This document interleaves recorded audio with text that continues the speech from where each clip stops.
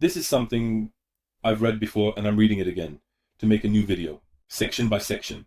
Normally in these videos, there is a direct, it may not be considered a critique of atheism, so actually these need to be classified. How is a classification necessary in the criticism of Islam? Which Islam? We say that the question needs to be answered. It's not like that. It's not actually someone who encompasses all of atheism directly. More time. He has already received criticism from many atheists. How should I understand this? So, in this naming, the term I prefer for Dawkins' position or the position derived from Dawkins is New Atheism. In other words, New Atheism. Dawkins represents a more aggressive, more militant type of atheism. I'll specifically show this in the video, as it's already mentioned in the book. I'll point this out in other videos as well. Here, for example, in the contradictions video, it seems like we only responded to critiques directed at Islam. Going a bit deeper from here, we have a new atheism that encompasses all religions. We will be critiquing, in other words, the criticism of the new atheism encompasses all religions. And we will critique this. So here Dawkins is trying to validate the new atheism position, and we will show that this position is not correct. Of course, this is a book where he explains his own position. Here, we can critique new atheism from an atheist position. We can critique it from an agnostic position. We can critique it from a deist position. And we can also critique it as a Muslim. You'll see that I've done almost all of these in the video. So here, all types of atheism or all... It would be a mistake to think that critiques are being made of non-religious varieties. This is consciousness. One of the important things, I think this is Dawkins' position. It's a position that's a bit outside, so especially when compared to negative atheism, it's a position that's more external, and you can make this critique step by step, perhaps going deeper. So let's be aware that the critique we are making has this kind of nature. I think Dawkins is very out of touch with logic and philosophy regarding Knight's line. A writer, he knows more about the history of science and stuff. You know, something like this is also said, so why is he going after Dawkins? Dawkins is not the best among them. I also don't think Dawkins is the best among atheist writers. But, especially when it comes to New Atheism, he is one of the prominent authors of the New Atheism movement. It's a type that is read all over the world. So for example, the International Bashar is already printed on the cover of the book. This is the old edition, the new edition. So he has won awards. In Turkey it has had 20 editions with just the Turkish translation. It's a book. And is there anything better than this? In the context of New Atheists, I don't think so. It roughly addresses the New Atheist discourse. Apart from that, of course, after criticizing the New Atheist discourse, that is, after criticizing this system, I think it will not be a series like the Tyrandus videos in terms of style. There, I will prefer a much more aggressive tone than Tyrandus. My style is aggressive in a way that proves something, meaning the reactions become aggressive regarding a certain issue. Dawkins is not like Kildehender, you know? He's not like an ordinary atheist writer. He doesn't have a moderate tone. There might be some shifts in style regarding that on my part as well, because I'm filming it word for word. I mean, I'm filming while reading a book here. I'm giving my reaction. You could say that these arguments don't hold up. I don't think it meets the New Atheism. New Atheism is roughly something like this. Besides that, it doesn't cover all of atheism. Okay, we agree on that. The other tab is this. So, most of these arguments are being used. In these videos, you'll also see something that you come across quite often. There are statements, and you will also see critiques of these statements. From this perspective, it will be beneficial. So, the only purpose of these videos isn't just to debunk Dawkins, it's a type of discourse. It's not about debunking Dawkins. So it's a type of discourse. In other words, you can get as much benefit from these videos as your abstraction ability. So, if you only look at it as just the debunking of Dawkins, that's all you'll get. But if I critique the statement there, even if the name wasn't Dawkins, you would still be watching the critique of that statement. With happiness, or, for example, when we made a video about Freud, it wasn't just about debunking Freud. It was about how something can be scientific, for instance. In those videos, you've seen a lot of data or many things related to how psychiatry can be done scientifically. So not every video is just related to the topic mentioned in the title. I'll say that too, because I think this will come up in the comments. This is my old book. I mentioned that I just read the notes here. I haven't really created a lot of content anyway. I haven't done long precautions. I said manipulate, but I didn't feel the need to show the manipulation because I will be shooting a video. I will be thinking here. I tried to point out and show every manipulation. The introduction of the book starts with something about how Dawkins is a bestseller. It started like a biography. The word choices in his narcissistic opinion are quite sensitive and take perception into account. For example, he says, while describing his place of birth, that he was born in 1941 in Nairobi, which is in Kenya, as the child of a colonial service English family. Now, for example, the word choice here is very nice. So colonial service, what does colonial service mean? So, like a colonial governor or a bureaucrat father in a colonial region. So one of the English people who went to exploit this was referred to as being in service. So a perception is created here because a negative perception arises, so that it won't be given in colonial service. In 1995, this seemed very interesting. He became the Charles Simonyi Professor for the Public Understanding of Science at Oxford University, and he was the first person to hold this position. So a chair was established at Oxford in 1995, the Public Understanding of Science. The first professor of this chair was Dawkins. This kid is a very serious problem. I think so. According to Dawkins, the thing we call science exists to debunk religion and will do so. However, that is not the position of most people in philosophy of science. So we are talking about the fact that these are different fields. Dawkins is actually trying to criticize this further in the book. Here, he actually has quite a supportive stance. In Dawkins' view, the public understanding of science means the debunking of religion. Should this be the only way science is represented to the public? Because it's a rigid position. From the perspective of the philosophy of science, science is like this for most people as well. Dawkins is already receiving serious criticism for these. He tries to discuss these in his book. Here, there's a situation where it seems like there should be a certain way for someone to explain things to the public. And it's interesting that this is happening in 1995, before the collapse of the Soviet Union. The position of the USA and England is, during the Cold War against Soviet Russia, it was aimed to promote religion. So when religion is promoted, Soviet Russia, because it promotes religion since it widely uses atheism, there are many statements about how this position changed after the collapse of Soviet Russia in the 90s. So, they don't want to find a new enemy anymore because a war has been organized there. So now they have their leaders, the USA, England, and you have consolidated the world with a box, and this consolidation will dissolve. If there is no war, everyone should go home. No, we should come and find war. And now there's a narrative like, this is what we will fight against. It's interesting that the year button is also related to this, meaning that the explanation of religion to the public should be framed with a new atheist discourse. And the first book that came out is Genvencil. In 1976, there were international values, and maybe we will examine these books later. In the future, The Blind Clockmaker and so on. He won the Royal Academy Literature Award with The Blind Clockmaker. In a survey conducted by Prospect magazine in 2013 with 10,000 readers from 100 countries, he was chosen as the world's greatest thinker. I will show these in the content of the book. He has received the award for the world's greatest thinker. In 2013, that's what he says. So, within each other, people, the scientist's preface starts like this. You can be a happy, balanced, moral, intellectual, and a complete atheist. So, you might be afraid to say this. He says this with an introduction like, and so on. Then he says, in 2006 on the British channel, Channel 4, was there a documentary titled, Is Religion the Source of All Evil? He presented a documentary titled, So, is religion of course the source of all evil here? This is actually, for example, a new atheist discourse. So, there's nothing like this being the nature of the atheist discourse. Actually, it's important to separate this here. So, it's a good thing that people are even aware of this distinction. Normal atheist discourse doesn't need to say something like this. This is not a requirement of atheism. Because an atheist can say this, and many have said it, let me add that, during the times when atheism first started to be discussed in the intellectual world, well, religion is beneficial in these ways, and the person thinks it's not true. Even if religion is not true, it has beneficial aspects, good aspects, and it should be encouraged. There are many writers who say things like that. In fact, you'll also find statements within atheist discourse that suggest the absence of religion would lead to a crisis or something like that.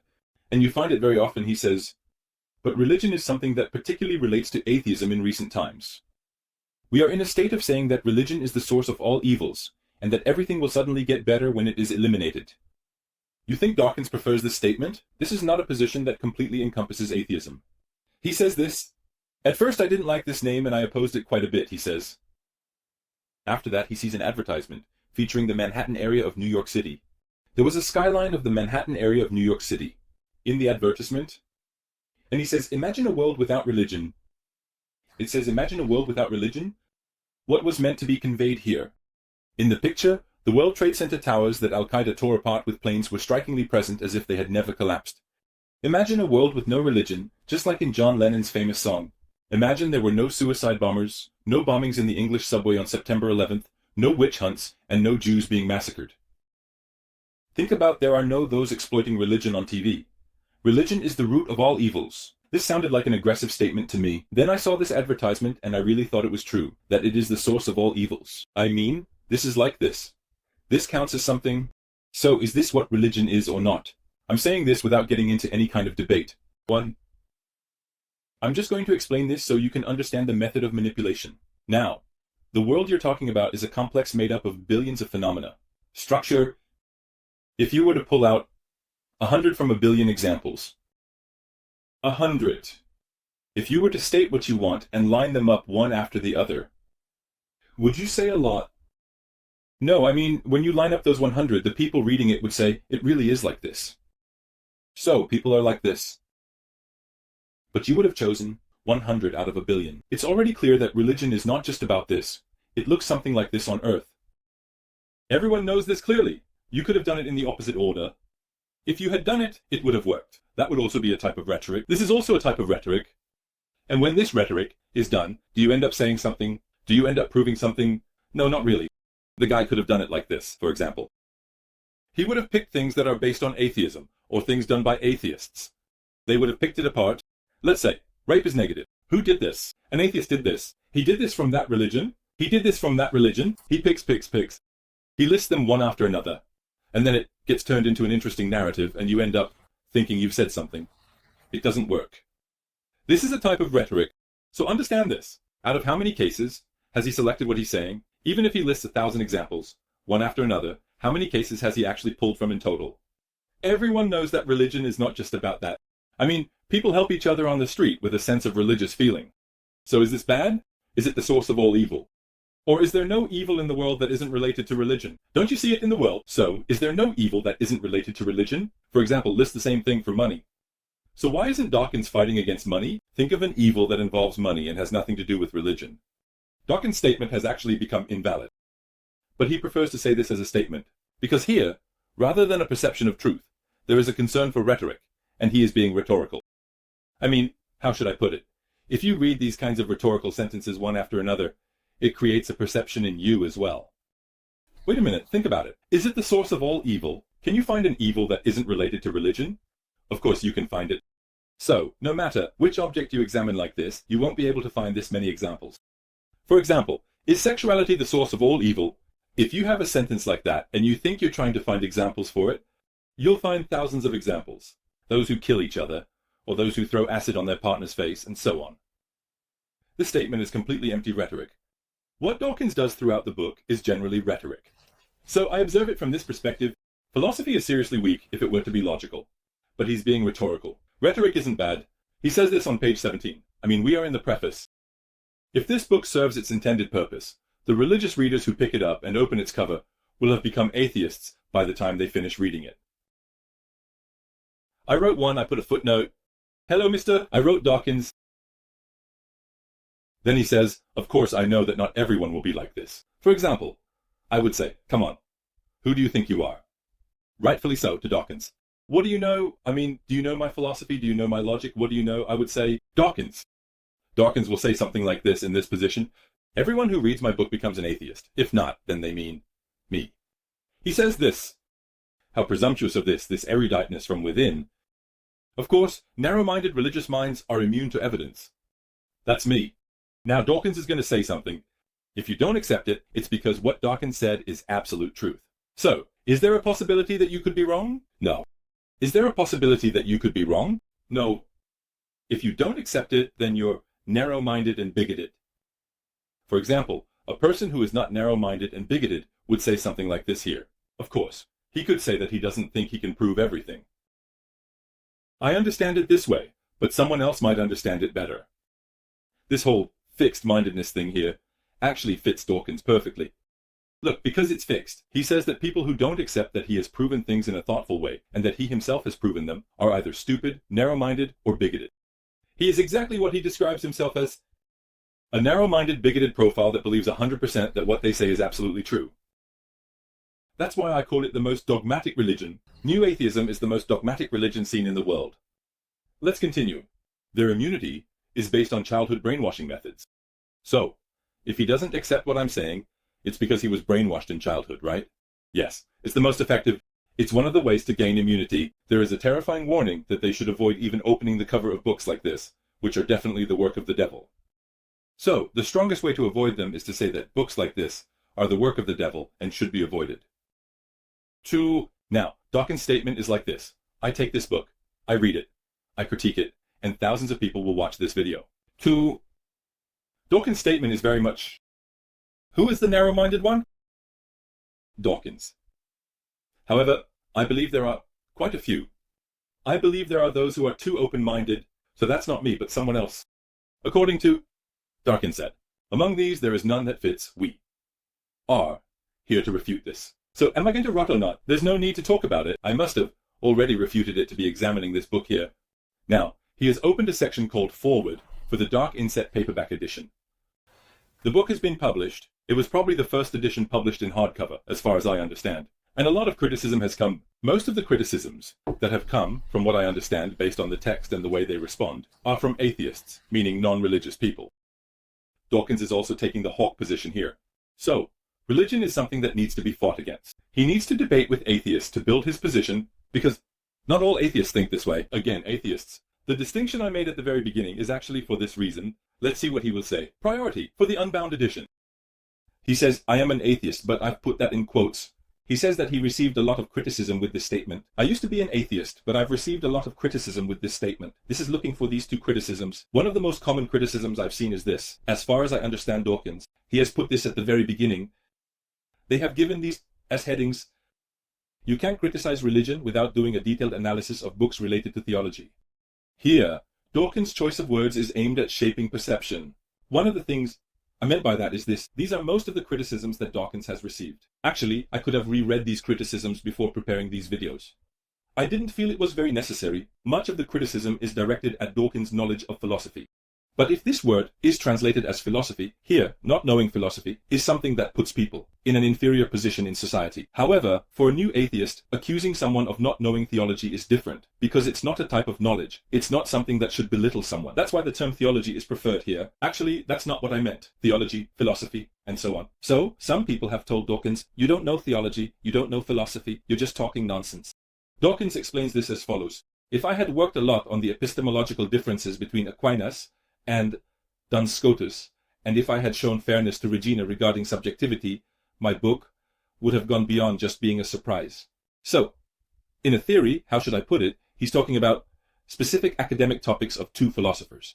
Now, Dawkins is of course engaging in a bit of a straw man argument here. So, he's trying to undermine the criticism of the interlocutor. The interlocutor is not saying this to you, meaning it's not saying you should be an academic on this topic or someone who has done extensive work on the most detailed subjects. It says to know basic level philosophy and something, no theology, because the bullets you fire don't hit your enemy. I'll show you in a moment. In the later part of the book, the criticisms that stem from not knowing philosophy don't hit the enemy. But he says this, I don't need to know this anyway. And so on. So he says we couldn't have been bestsellers anyway. Is there a God or not? If there were the slightest hope of Scotus's illumination, we would happily give up on reaching bestseller status. So, the book wouldn't sell at that point, but I would still learn this. The vast majority of writings on theology accept the existence of God without question, and proceed from that point. So, it continues without discussing the existence of God? Actually, that's not what the interlocutor is implying either. I mean, I don't know. Everyone was being discredited for not reading a moral religious book. Because he doesn't know this topic. And he says, well, okay, most people are discussing this, we know that too. Most of them are discussing it, your field. If you're writing a book on a topic, not knowing the literature related to that topic is a deficiency. You know, the defense here is absurd. You don't know because, from my perspective, I only need to address the theologies that take the possibility of God's non-existence seriously and try to refute it. So, I need to address the theologians who discuss this topic. I think this is section 3. It's being carried out, and I hope it's done with good humor and sufficient comprehensiveness. So, the evidence for the existence of God. I'm addressing it with good humor, you know. This is a very clear topic. And I will approach Dawkins's book from a humorous perspective for this reason. They say that the styles in our videos are something. Continuously, my styles in my videos are very diverse. I mean, I can be very aggressive. Sometimes I respond aggressively as a speaking writer, but I gave a normal response. My style is actually like this, you know, there's this game thing. It's described like a game in psychology. The other person's, I react according to the reaction style. For example, think about using humor. I will also use humor very often while discussing Dawkins. And I know that style comes from his manner. For example, like this. To expand on this point, most of us we reject fairies, astrology, and the flying spaghetti monster without first immersing ourselves in books on pasta theology. So, here I am, you're expecting some information from me. Do you think there should be some information regarding my rejection of the existence of God, but you are also sleeping, the flying spaghetti monster? You are rejecting it without reading the pasta theology books. So these two are equivalent. In other words, the flying spaghetti with the concept of God that has been accepted, assumed, and built upon throughout history in philosophy. The concept is equivalent. Just as you reject this, I reject the concept of God in the same way. I don't need to know this for that. He says, I will address these identifications in the future. So, let's say Plato, the flying spaghetti, a man who believes in the monster. In this statement, Francis Bacon, think of the greatest geniuses that come to mind, like from the 18th century, a century ago. All of these people are as stupid as those who believe in the flying spaghetti monster. According to Dawkins' narrative, so the new atheists believe this. Really, they think that there is an identity here, that these two things are comparable to each other. I will show this in the upcoming sections. So, this increases the comparison because it's further along in the book. I will also increase this. So, let's see if these two are really equivalent. Can you actually make a proper comparison here? Actually, it's because of not knowing philosophy that it's this much. He's making a ridiculous comparison. I will show this, hopefully, in the upcoming section. So, approximately what we read in this passage is Dawkins saying this. Dawkins is writing a book that claims to have ended communism. But it's criticized for not knowing communism, and he says there's no need to know it anyway, it's ridiculous. I will keep doing this. I'm going to show you the rhetoric. If I were to address this at an argumentative level, he says, I'm criticizing this, but I don't need to know. Why? But do I need to know? Because it's nonsense. Now, when you take the nonsense to the forefront, so this is shown at the level of logical argument, but these simplifications don't seem easy. Now, someone says to Dawkins, he says, you don't know the topic you wrote a book about. Dawkins says, I don't need to know this topic. You say reason, he says, because it's ridiculous. Now, the purpose of the book is to show that this is nonsense. He asks, what is the book written for? It was written to show that this is nonsense. To show that it's nonsense, you don't know the topic. He says, I don't need to know. Why? Because it's nonsense. Now, you're already taking the premise that it is nonsense as given, without any proof from the very beginning. This is not a review. This is a circular reasoning fallacy. So, in the end, you are taking the proposition you are supposed to prove as given from the very beginning. So, a loop is forming. So it ends up being like this. This is a... Someone says, why is it not B? You say, because it is A. The proof that it is not B is that it is A. This is a circular reasoning fallacy. You are taking it as nonsense from the start. Because you are also building the necessity of not knowing this process from this. Then you are rambling again about something you don't know. Did you understand the loop formation? This is already a logical fallacy. That's why you need to know the subject. If you're writing a book about communism, and someone says you wrote this book without knowing communism, you're writing a book to refute communism. You've written it without knowing communism. You say that communism is nonsense. A self-help book is garbage. So according to what you're saying, it makes no sense at all. You're not justifying your lack of knowledge either. He's just talking nonsense. Most of the people who talk nonsense say things like this anyway. The guy is saying something about any topic. You say, brother, you don't know this topic. I don't know because it's nonsense. I don't need to learn because nonsense. All right, then talk to yourself. A situation like that is occurring. It's becoming cyclical. So, for example, he's turning it around. It's not something that will disturb anyone yet. The guy is talking about evolution. You say, for example, that you're talking about evolution without knowing it. He says, I don't know. I don't even need to learn. Why? Because evolution is nonsense.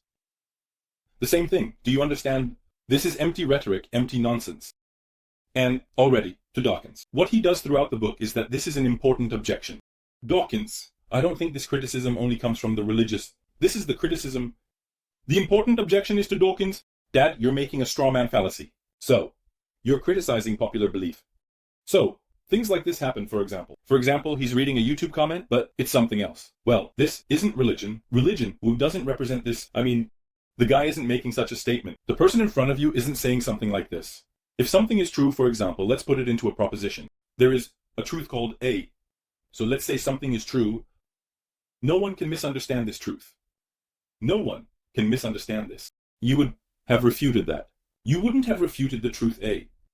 So when a person builds a criticism based on a guy's bad, ridiculous opinion, you wouldn't have refuted the whole thing if there's someone who says no one can misunderstand, which there isn't.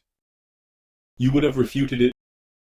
This is the problem with the straw man fallacy. So you take the other person's view in the lowest possible form, and with that lowest form, by criticizing, we thought you had refuted that thing. So, for example, what is the counterpart of this in atheism? If I were to criticize atheism and say that all of atheism, the entire atheistic view, is at the level of show me God if he exists. If I took it and said, look, this is a ridiculous view, that's why atheism has been refuted. If I said that ridiculous straw man fallacy, not all atheism is like this, not everyone. What Dawkins is doing is this. The interlocutors say, brother, there are more advanced forms of this. There are good theories, you don't know them. Dawkins says, what's the point? It's already ridiculous. Dawkins says, turn atheism into a proposal form. I'm writing the book and I say, brother, they say show me God if he exists. I'm saying this is nonsense. I'm saying atheism is refuted. This is the misconception of atheism I'm putting forward in the title of the book. And the guys are saying, hey brother, atheism is not just this. He says, you don't know atheism. Dude, come on. I'm saying, why do I need to know? He says, I'm saying atheism is nonsense. Why is it nonsense? Because I showed it. It became nonsense. Is it done now? It didn't work. Became circular. Think logically. It seems like it's been addressed with good humor. Yes, for example, the second one has already been mentioned. I said it at the very beginning. You're always ignoring the best aspects of religion and just criticizing the worst parts. This is also a different... The straw man is completely empty. I mean, let's say that complex. The thing called religion is a complex phenomenon. It's a phenomenon that has influenced all of human history, and it seems like it has no good aspects at all. It ends up in a situation where you just focus on the bad aspects and think you're making a critique by listing them one after another. To Dawkins, and this critique has come to him, he says this, melancholic truth. The thing is, such humble, polite, straightforward religious people are so few in number that they can be overlooked. For the overwhelming majority of beliefs around the world, religion... Here is Usama bin let me do something from Ayatollah Khomeini, from people you know. It's something close to what you've heard. For example, let me put it this way. In Turkey, many people have religions. In Turkey, over 90% are Muslims. Let's do that. Everyone sees a Muslim profile around them. I mean, your mother, your father, and so on. You all know 100% Muslims, each of you. How many Osama bin Laden profiles do you know? So how many do you know? Not just one. You don't even know a single one of them. How can they be ignored numerically? He sees all Muslims in Turkey like this while writing that there's that too. Because this perception has been created. It's very clear that the majority of religious people are not like this. It's something that everyone knows. But he's trying to justify it, because actually, he is trying to maintain this tense position constantly. For example, in the future, there are also debates with atheists and so on. He's trying to maintain that position there. There is a constant war environment, and here you are acting softly and doing something in this war. He's trying to construct a position like that, which is a type of rhetoric. For example, I like to declare, I am an atheist, but... And then I put on that moderate facade. For example, this is mentioned on page 25. That's why I call this not just atheism, but new atheism. Most people say that too, approximately. For example, there's a very interesting choice of words. In the book, on the second read, I read 100 pages. And, normal. He never addresses the religious person with the word religious. Throughout the book, religious, I've mentioned something on page 26. Religious people. The word religious has a positive connotation. It has a non-intrusive connotation, the word religious. And most people are actually like this. But when you translate it as religious, you create something that you can attack. Something that creates that tension. Saying, here, the word religious has been preferred a lot. This has been preferred throughout the book. Very interesting. There's another part where he talks about Einstein's religion. Did Einstein have a religion? As much as he used the word religious there, they now know Einstein's life was ticklish, and they will not regard him as an enemy. When he uses the word religious, or when a normal person classifies someone as religious, they might feel a sense of hostility towards any religion. The guy, the new atheist already wants to create that atmosphere. He enjoys that tension. So, for example, he prefers the word religions there. But when he talks about something normal, he prefers the word religious more, which is commonly used today. I'll mention that too, but everyone puts a definition like this, so I call this one religious and that one devout. This definition is quite fluid, and in a situation where he wants to attack any religious person, he can label them as religious. It gives a negative connotation. Naturally, it might tighten that criticism I just mentioned. You're as extreme as the people you criticize the least. So, he's already selling you nonsense, making it seem like all religious people are like this. More than anyone, Osama bin Laden. So what should we do? We must fight. That's the same extremism, actually.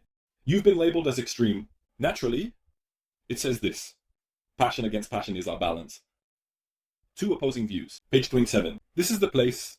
If two opposing views are expressed with equal force, the truth does not have to lie somewhere in the middle. It's possible for one side to simply be wrong. So, okay, we're both extremists. But the other side could be wrong and doesn't have to be in the middle. That's right. That's right. You know, when a topic is being discussed. He says this from Kurt Weiss. On page 307. He's making a quote. This is probably a profile that was seen from yesterday. If all the evidence in the universe were against creationism, I would be the first person who could use it. But I would still remain a creationist.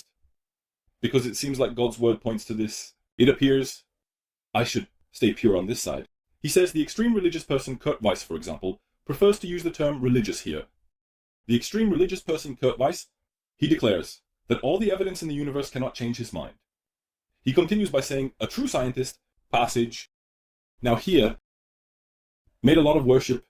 So I'm using rhetoric, you know. Showing rhetoric is actually what we mostly do in this book. Now it was the first question, and it was coming from the previous passage. You are as extreme as the people you are facing. Who was the person on the other side? So the person he was addressing was Osama bin Laden. Example. Who did he put in front of him? So in what he put in front of him, he was actually in a position that reflected him. The first one changed this. Kurt Weiss did it. What is Kurt Weiss?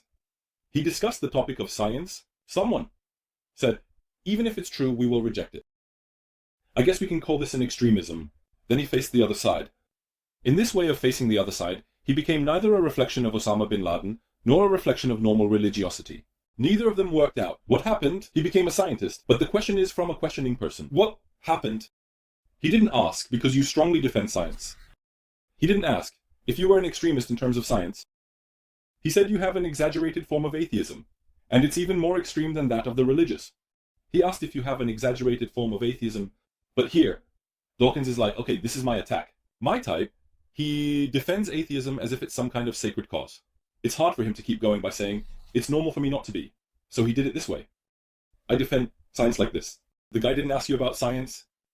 The topic has nothing to do with science. He said, you have a religious person in front of you, and you defend atheism as strongly as they do. Actually, let me not call them religious people. Dawkins has religious people, and you are doing an atheism thing as strong as they are. Why is that? He said, you said, no, I strongly defend science. This nothing to do with topic. I use pure rhetoric here. If you read this passage 99%, you won't pay attention to this. That is not the question. The question is something completely different. So why do you choose such a harsh tone? You portray everyone on the other side as if they are known for their negative traits. Why do you prefer such a harsh speaking style? The thing is, the people on the other side are science adversaries, and I am defending science. This is not the topic at all. This has nothing to do with it. This is completely manipulation. Actually, this is how rhetoric works. When you pay attention to the transitions, he didn't answer the question. He assigned himself a good position. I'm in love with science, that's why I'm doing this, and so on. Because he also used the positive image of science. He used rhetoric, nothing else. He thinks that he hasn't answered this criticism and that he has answered a different one. He hasn't answered any of these criticisms at all. The book is like that anyway. Almost all of the criticisms are valid. I am an atheist myself. But then religion will continue to exist. Just get used to it. This is what the speaker is saying. I am an atheist myself. But religion will continue to exist. Just get used to it. So he says this is the truth of this person. Every matter, I could have tolerated these expressions of crisis, if only they were expressed in a way that approached a tone of sadness and concern. So if he had been in an atheist rhetoric again, I mean, damn it, religion will continue. Damn it, this evil will go on and so on. Because in perception of the religious man, this is just, he's using good rhetoric here. He says this, I am an atheist myself. But he says that people need religion. He continues to say to the person across from him, he says, what will you put in its place? How will you comfort people who have lost their loved ones? How will you fulfill that need? So he is responding to this person's need and saying it won't disappear, the atheist person across from him. Dawkins responds like this. What a patronizing grace. You and I are certainly smart and educated enough not to need religion.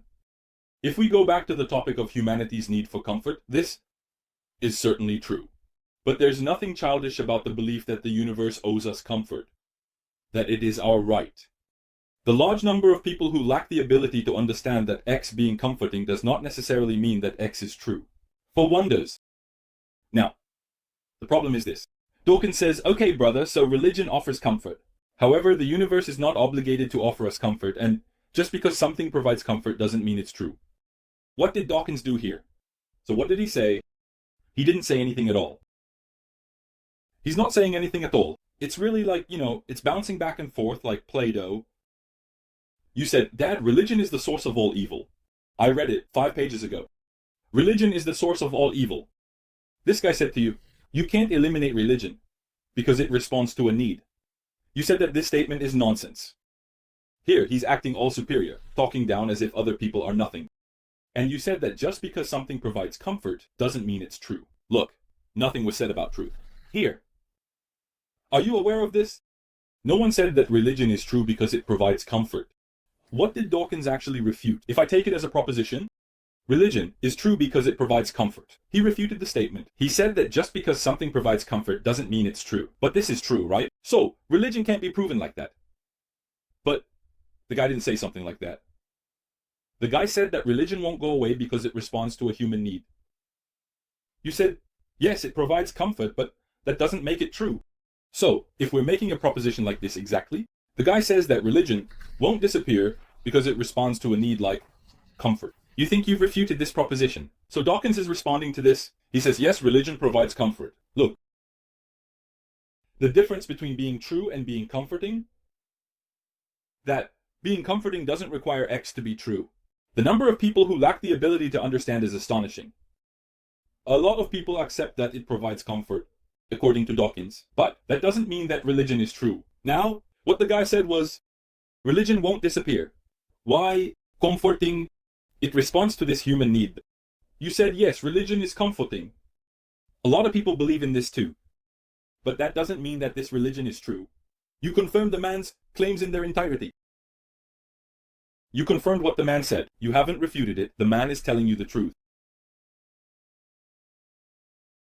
It says that writing is bad, but you can read it. He said that religion comforts people. 2. A lot of people need this. 3. That's why religion will not disappear. So he derived 3 from 1 and 2. Religion will not disappear. Dawkins also said 1. Religion comforts people. 2. The large number of people, I mean those who think this way, that is, the number of people who believe that something being comforting makes it true, is astonishing. So, a lot of people need this. A lot of people think this way. 3. But religion is not true. He said that just because something is comforting doesn't mean it's true. Look at Dawkins' propositions. The man's propositions that lead to the conclusion are 1 and 2. He said, 3. Religion will not disappear. Dawkins said that 1 is true, 2 is true, 3, but religion is not true. The man's third proposition, his proposition has already been validated by your assumptions. You accepted all the assumptions that the man said. In the end, he's already going out.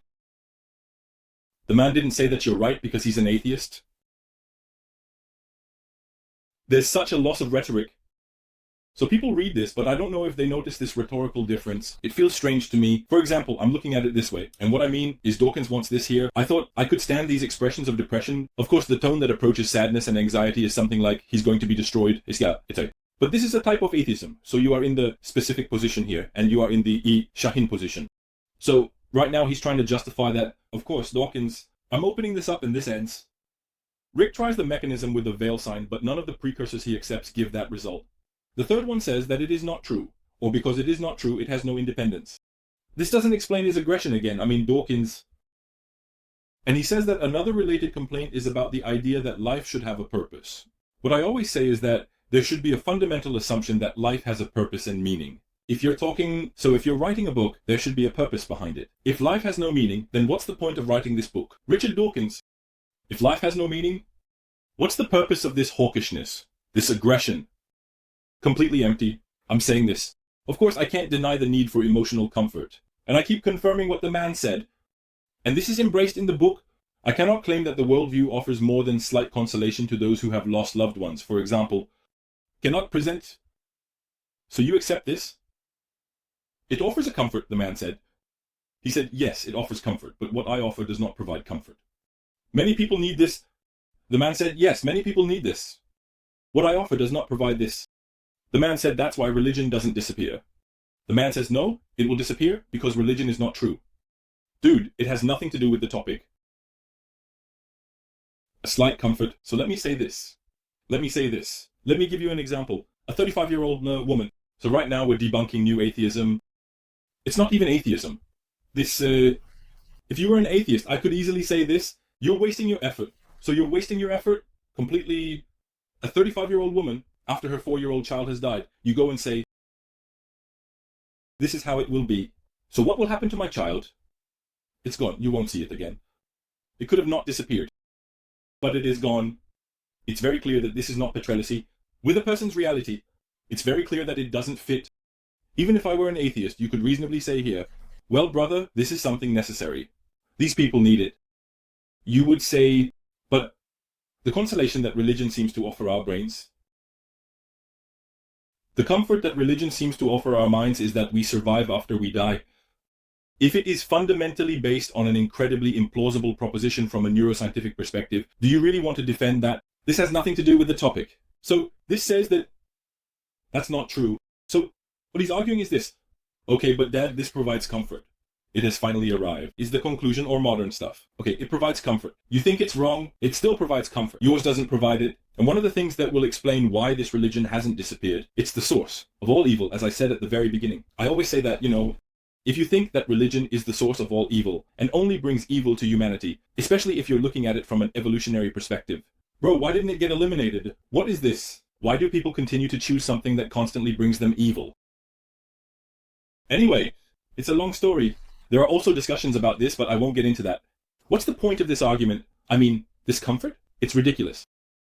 The idea that our brains survive after we die is scientifically incredible. It's important. There is no such thing as Dawkins. So, there is no point where science separates from religion or metaphysics. So, according to Dawkins, someone who says there is life after death is in conflict with science. Why? Because it's an impossible measure from a neuroscientific perspective. I always say, Dawkins, he's completely making a straw man argument, and the initial proposition is very valid. You don't know the subject, man. You don't know philosophy. You don't know theology, you don't know philosophy, and you've written a book about it related. He was saying, why do I need to know this when it's ridiculous? One of the things that is called ridiculous is this. Okay, Dad is talking about the afterlife after death, and he says it's not physical. This, he says it's spiritual. Look, you don't know philosophy because you don't know philosophy. So what happened to your proposition now? It became trash. So you thought you were conflicting this with science or something? Yeah, neuroscientific and all that. The guy became trash. That's your opinion. You said it's not physical. When you said it's physical, it addresses this. For example, the Quran addresses this proposition. It says that he forgot his own creation and gave us an example. Kaila said, "Men yu'layla irems, fahiyaro minim." Who said that the 3 decayed, turned to dust bones are... It's a challenge. It's doing something in ignorance. These dried bones are being crushed in a bone mill. Who will resurrect these? Exactly, it's Dawkinsiano. Who will resurrect this in the bone mill? Of course, there is something at the very beginning. Venice. He forgets his creation. Why did you come? Where did that bone come from? You came from a drop of water. So, what is the possibility now? What is classification? For example, in classification, especially in the long-term classification of Iblis Aynan, there are a lot of things. It is divided into 3 categories. Contradiction, possibility, necessity. So 3 things. There is necessity, logically necessary. 2.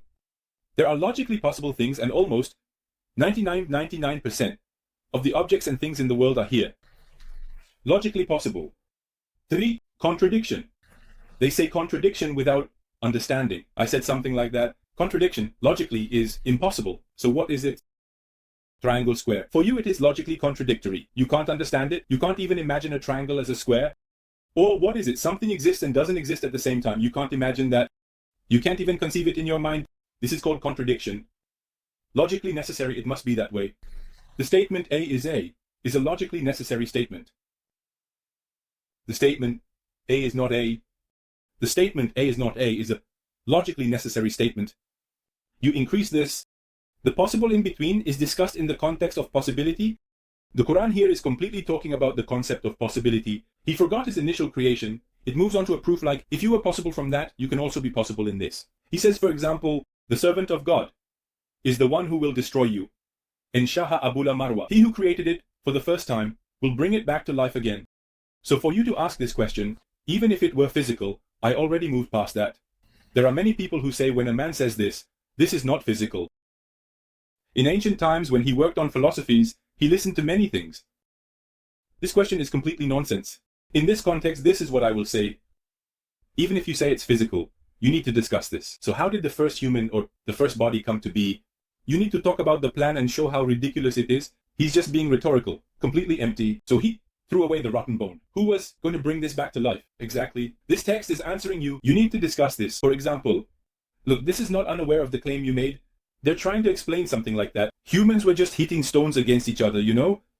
Then for a moment it developed, science, and Dawkins came. He said, this is nonsense. No, it's not like that. Look, you're bringing an objection from before the text you think you're referring to, and that text is answering you. So it's not unaware of what you're saying. It's answering you in advance. So it's not unaware of what you said. It's answering you in advance. Akir called وَهُوَ بِكُلِّ حَلْقٍ عَلِيمٍ. It says that he knows every kind of creation. So the text is answering you. In any case, returning to the topic right now, what I just said has nothing to do with the context. It was about whether religion will end or not. In any case, I don't think I've gathered a single person who would argue that the non-religious parts of a funeral are more touching than the prayers. The non-religious parts include memorial speeches, Fatih Deniz's favorite poems, singing songs, and so on. So it says comfort. What is the speech being made for?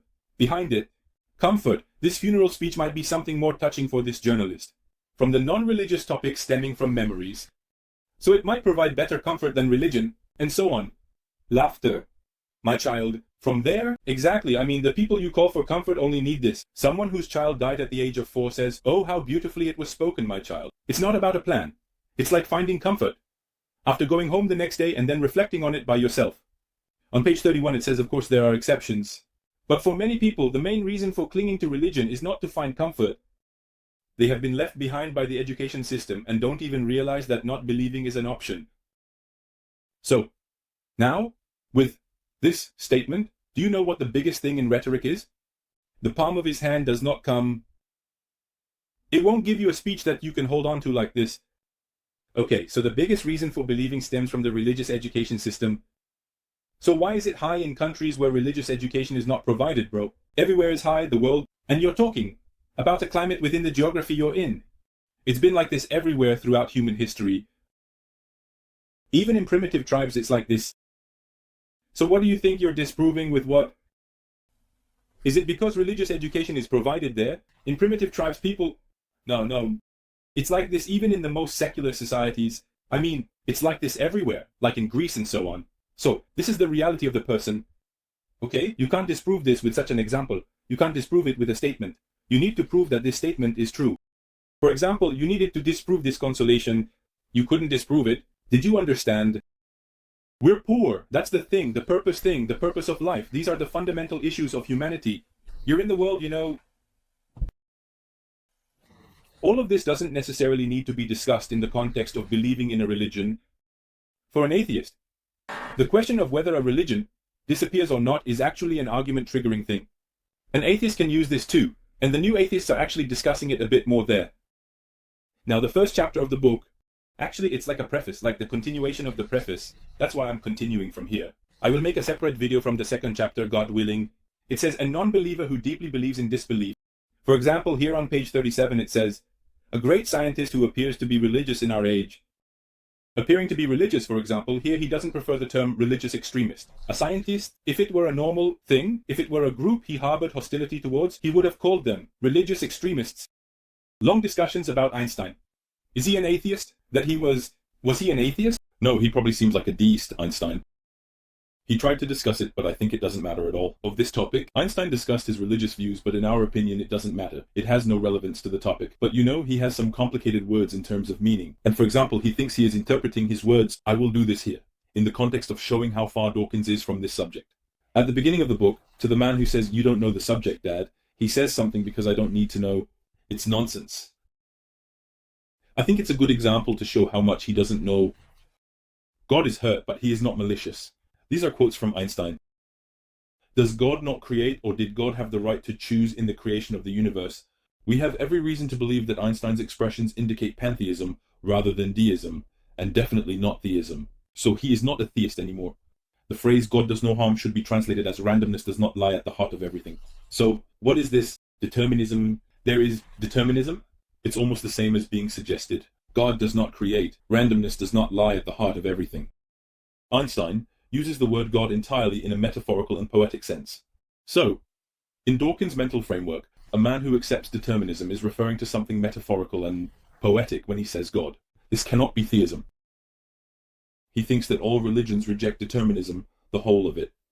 For example, let me just say this within the context of Islam. The Mu'tazila accepts determinism, so part of Maturidism accepts determinism.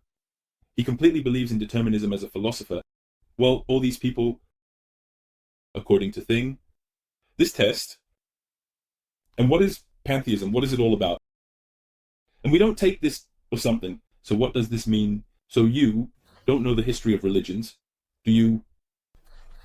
So what you thought I said is that part of the religion is already why you haven't refuted it, right? Let it be refuted in some way. So cleanliness is a matter of right and wrong. I think this is a separate topic to discuss, but you believe you have covered everything when you say that there is no determinism in religions, and that determinism is just enough for Einstein. So when you say it's not a test, it means you are not aware of any of the deterministic views within theism, because he presents this as an argument. The guy is a determinist, that's why he's not a theist. You think that when he presents it as an argument, no one who is a theist is a determinist. You don't know. It's that simple. I mean, is it that part of the Maturidis, or even the Mutazilites, or the complete philosophers, when they say God, are they referring to something metaphorical or poetic? What do you mean? No, I mean, he just went to the commune. As it is said in Mecca, we must respect the religion of others. However, this respect should only be based on the understanding that his wife is beautiful, and his children are smart, and it should be multidimensional. So, if someone says his wife is beautiful and his children are smart, and you say something like that, we have to show that kind of respect, even if the child is ugly. I have a similar opinion on this. So if you think something is true, and you believe it's real, and that's your opinion, whereas you need to be able to confirm and show respect within a dialogue. I mean, it's not right to just say your child is not beautiful like that. So when a Christian is also cleaning their language, approach it that way. That's not very true. So if it has turned into a very conversational context, you're saying, look, my child is not beautiful. Because also saying, you can say that, but I also don't want this absolute respect to reach a level where it can't be discussed. I don't think Dawkins showed this respect throughout the talk. But this quote really got to me. Pretty much, yes, the second part. No, this can be thought of as a preface. We examined the preface plus the introduction. We talked about the first part. Now, the section Buddha, the assumption of God. You probably wonder why the title of the video is Atheism. I must have thrown something like that, because here Dawkins thinks he justifies this. In the first video, I mentioned that we are not critiquing all of atheism, but rather the critique of new atheism within this book.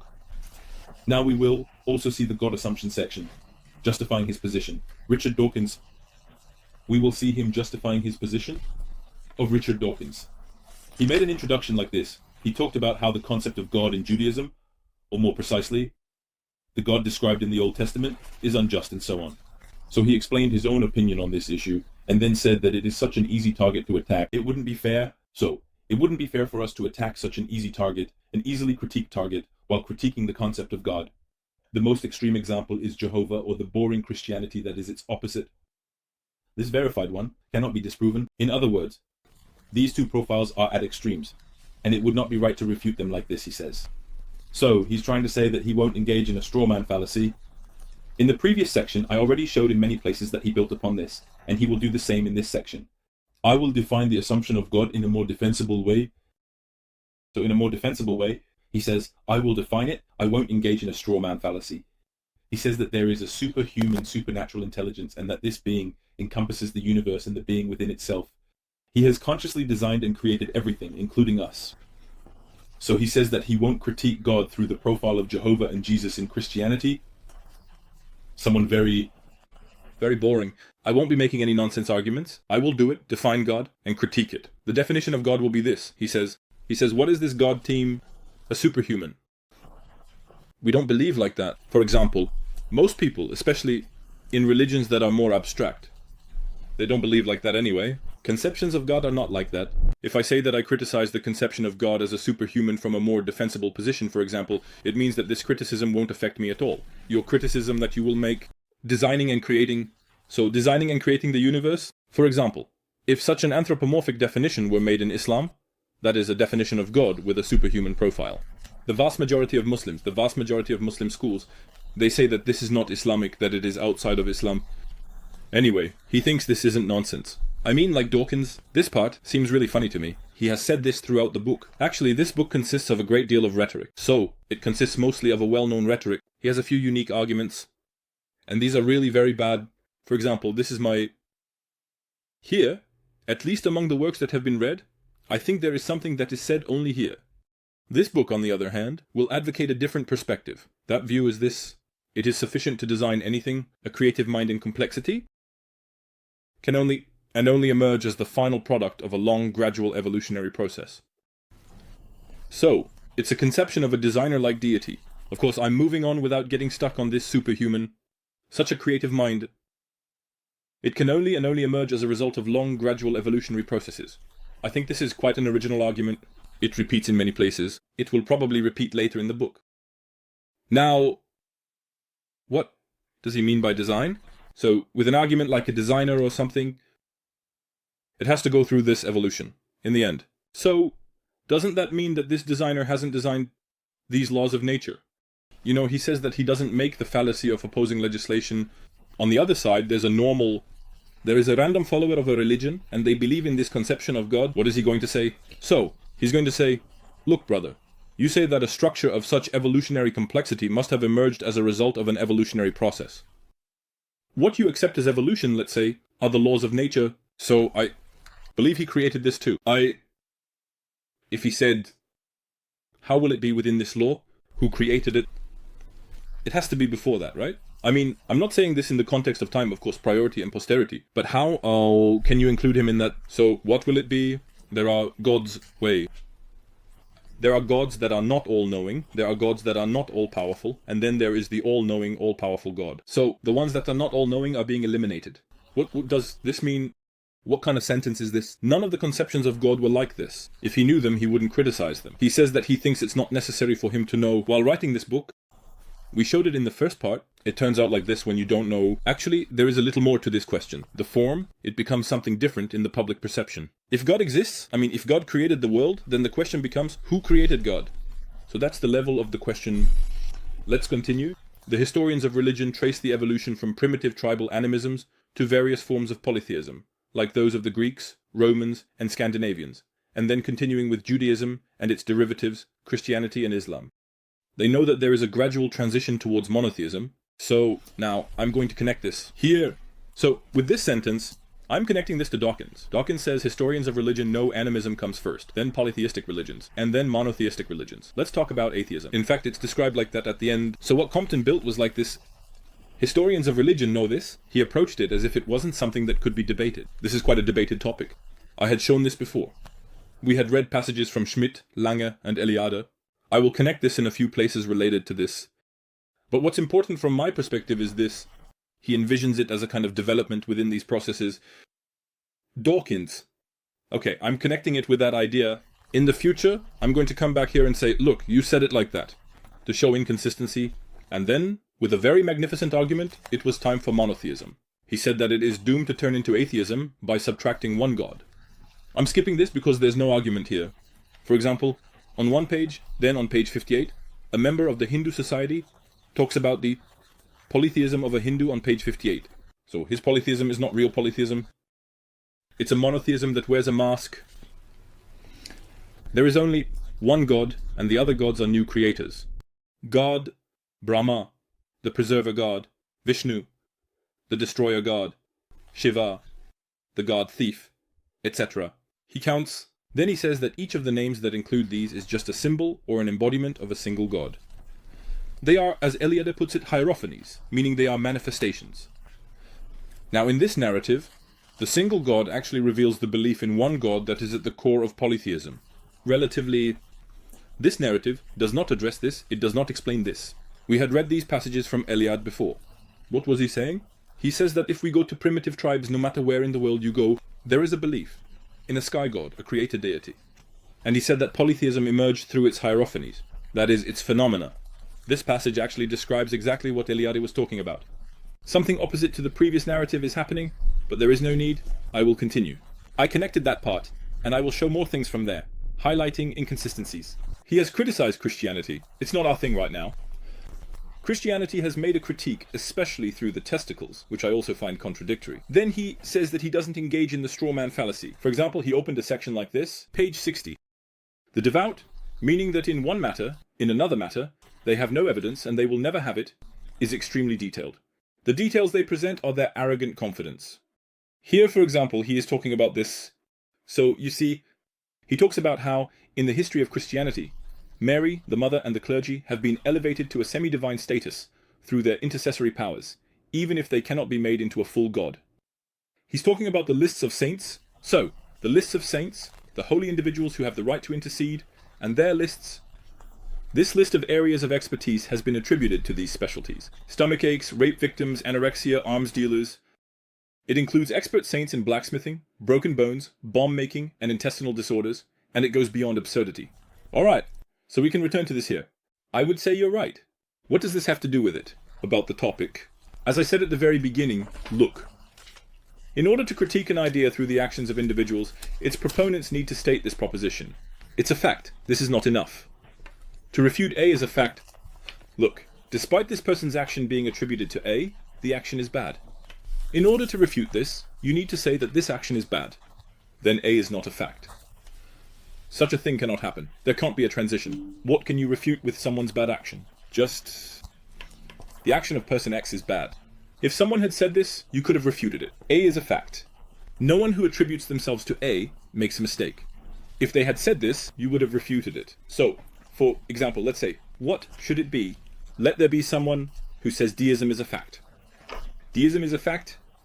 You won't find anyone who attributes themselves to deism who doesn't make mistakes, misunderstand, engage in bad practices, or show immorality on this earth. If you find one, you can tell them, look, this deist's action is bad. That's why your claim about deism is incorrect.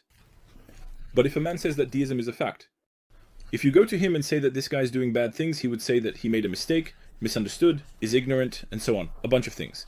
This kind of... the examples brought up. It doesn't mean anything in the realm of thought. It's trash. So what I'm going to say is, communism is bad. Why? Because this communist is bad. The communist will say, hey brother, I didn't say that when I say communism is a fact. All the people who attribute themselves to communism will always show good qualities. The statement you're making is responding to something I didn't say. I didn't say such a thing anyway. Okay, I agree with you. Some communists can be bad. So none of this makes any sense. So okay, I criticize such a religion too. So create a list of saints, like this one is for this, that one is for that, okay? But there isn't even such a concept of religion like that. You criticize them, okay. The rest of the straw man fallacy goes something like this. After that, he brought a lot of examples from Christian literature here, but none of these have any significance from our perspective.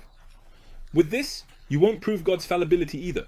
Empty chatter. He has already made this critique against himself. This critique I'm making, page, in 63 as an objection to him. It seems that this was probably said as an objection to him. I mean, there's only one way to think. The God that Dawkins does not believe in is not the God I believe in anyway. I don't believe in an old man with a long white beard in the sky. I mean, Dawkins, you're criticizing something, but that's not my religion. I always tell you, you're making a cardboard cutout.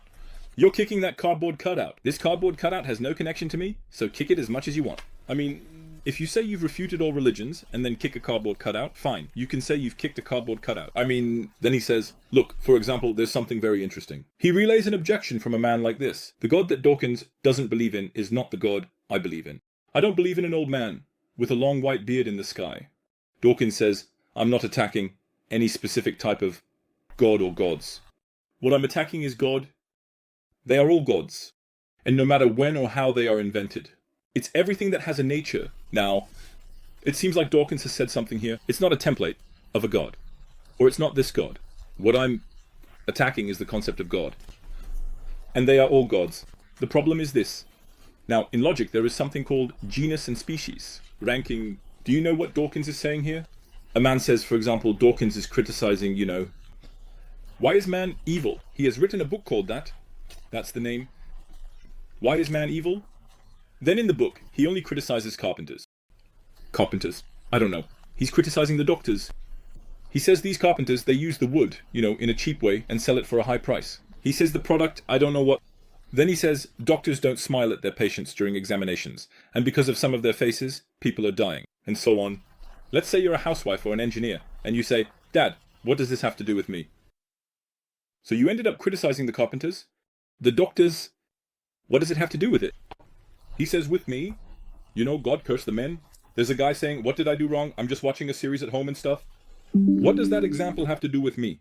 The guy says, Dawkins says, I'm not criticizing carpenters and doctors. I'm criticizing all people. I'm actually criticizing this. So I'm criticizing this sentence of yours. You're not criticizing all people. Well, this sentence has no meaning at all. The above objection is equally valid. The man says, you're not criticizing my God right now. You've set up a ridiculous profile and you're just kicking the cardboard cutout of it. Dawkins says, no, I'm criticizing the concept of God here. The concept of God already encompasses all of them. It includes everything. The man says, my God is not included in it. It's like saying, I'm not attacking the doctor. I'm attacking humanity. Humans are already the superset. It encompasses that. It encompasses it. If you're criticizing humanity, you need to criticize based on the common traits found in people. I wrote a book called Humans Are Entirely Evil. You need to go based on the common traits. If it excludes people, if it's made up of selected cases, and if it's talking about dealers bad, what does that mean? Does that prove humans are evil? You could have done it this way. Hasn't he proven that humans are evil? Oh, you could have done it this way. You would categorize it, a world that you think encompasses all human species. Thing, there's no such categorization. It's a mess. Look, there's a guy who treated this badly. Here, a guy has treated this badly. You're saying something like that? Every person who falls outside of the categorization has the right to say, I'm not included in this. Or, let's say, then you criticize the doctor. 1. You criticize the carpenter. When the carpenter disproves the example related to himself, your entire proposition about humanity collapses. It's not just about the total power. So, the guy doesn't actually need to disprove his examples related to the doctor. It's in that book. You gave 10 examples. It's about the doctor. You gave 5 examples related to housewives. You gave 3 examples related to teachers. You gave 1 example related to the carpenter, and all people are bad. You said, what should the carpenter do? Actually, he doesn't even need to deal with your examples related to the doctor. The carpenter is bad. When he disproves your example, the carpenter has undermined your entire proposition in the book. He doesn't need to disprove all of them. So, which part of the rhetoric here touches your understanding of religion?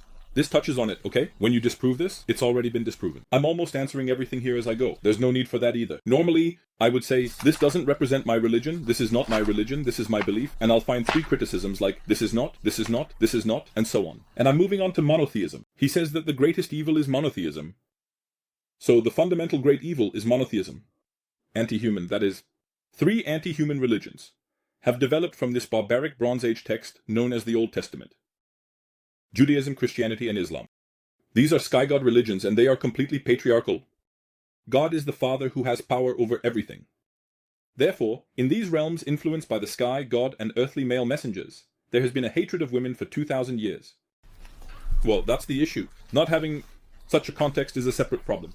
It's generally like that anyway. So, the manifestation of new atheism, the manifestation in the people is this. It has nothing to do with it. What are you saying, Dad? Make an introduction or something. Where did the hatred of women come from? You didn't open this under a separate title, and so on. Anyway, now here's something very interesting. The great evil at the heart of our culture that we cannot talk about is monotheism. Okay. Well, you said here that monotheism, what comes after polytheism, is a more advanced design of yours, because even God fits into your design within the evolutionary process. A more advanced evolutionary process. It's pointing why a greater evil? It later became established in human evolution.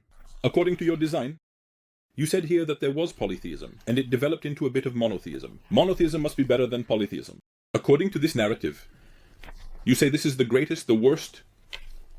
So why did this happen then? You need to explain this. According to that initial narrative, I'm saying that monotheism, being better, means it used to be much worse, and so on. You're not explaining it that way. Anyway, let's continue. 3 anti-human religions developed. So, humans developed something anti-human in the evolutionary process. This is interesting from your narrator's perspective, and they say they are completely patriarchal. The father is the one who has power over everything. I don't have such a belief, so from my perspective, this is garbage. Maybe it might be something to do with Christians, but this is not the father the men mean. So, the father that the person reading this book understands is not that father? Anyway, in these lands there has been hatred towards women for 2,000 years. Now, there's a very simple question here. So, is this statement true? It's clear that women have been in worse positions throughout history, compared to this era. Now, there's something here. Dawkins says that he establishes a causality. Scientist. He knows how causality is established. How does science normally work? There is a phenomenon. For example, women were treated badly in ancient times. There is a phenomenon. What is the reason for this? So why are they treating these women badly? There could be possible reasons. Possible reasons. You can listen. You'd say historical conditions. You'd say socioeconomic conditions. I mean, there can be even more ridiculous reasons. You could say that women are weak, that men are strong, and a bunch of other things. What you call science, I mean, social sciences are done this way too, and so are the natural sciences. It is based on filtering out false reasons. First, there are faulty reasons. I mean, if this was the reason, then not this, and not this. Now let's see. Dawkins thought he just threw causality in here. Religion became the reason for this. There is a very simple question. These three monotheistic religions are widespread. There are geographies. Were women living in good conditions there? Of course not. So, even in places where these three monotheistic religions didn't exist, women were still living in poor conditions. So, they were living in poor conditions in ancient Greece as well. They were living in poor conditions in Rome as well. They were living poorly everywhere, in every geography. So, if religion were the variable explaining the cause here, women would have to be living in good conditions everywhere these religions didn't exist. So, this is related to historical conditions and other reasons. Here we can directly exclude religion, because, look, there's something we can compare. There are places where this religion exists, and places where it doesn't. If the situation is the same for places where the religion exists, and places where it doesn't, then we can exclude the other one. This is not a cause. It doesn't explain the situation. So this is how science is done anyway.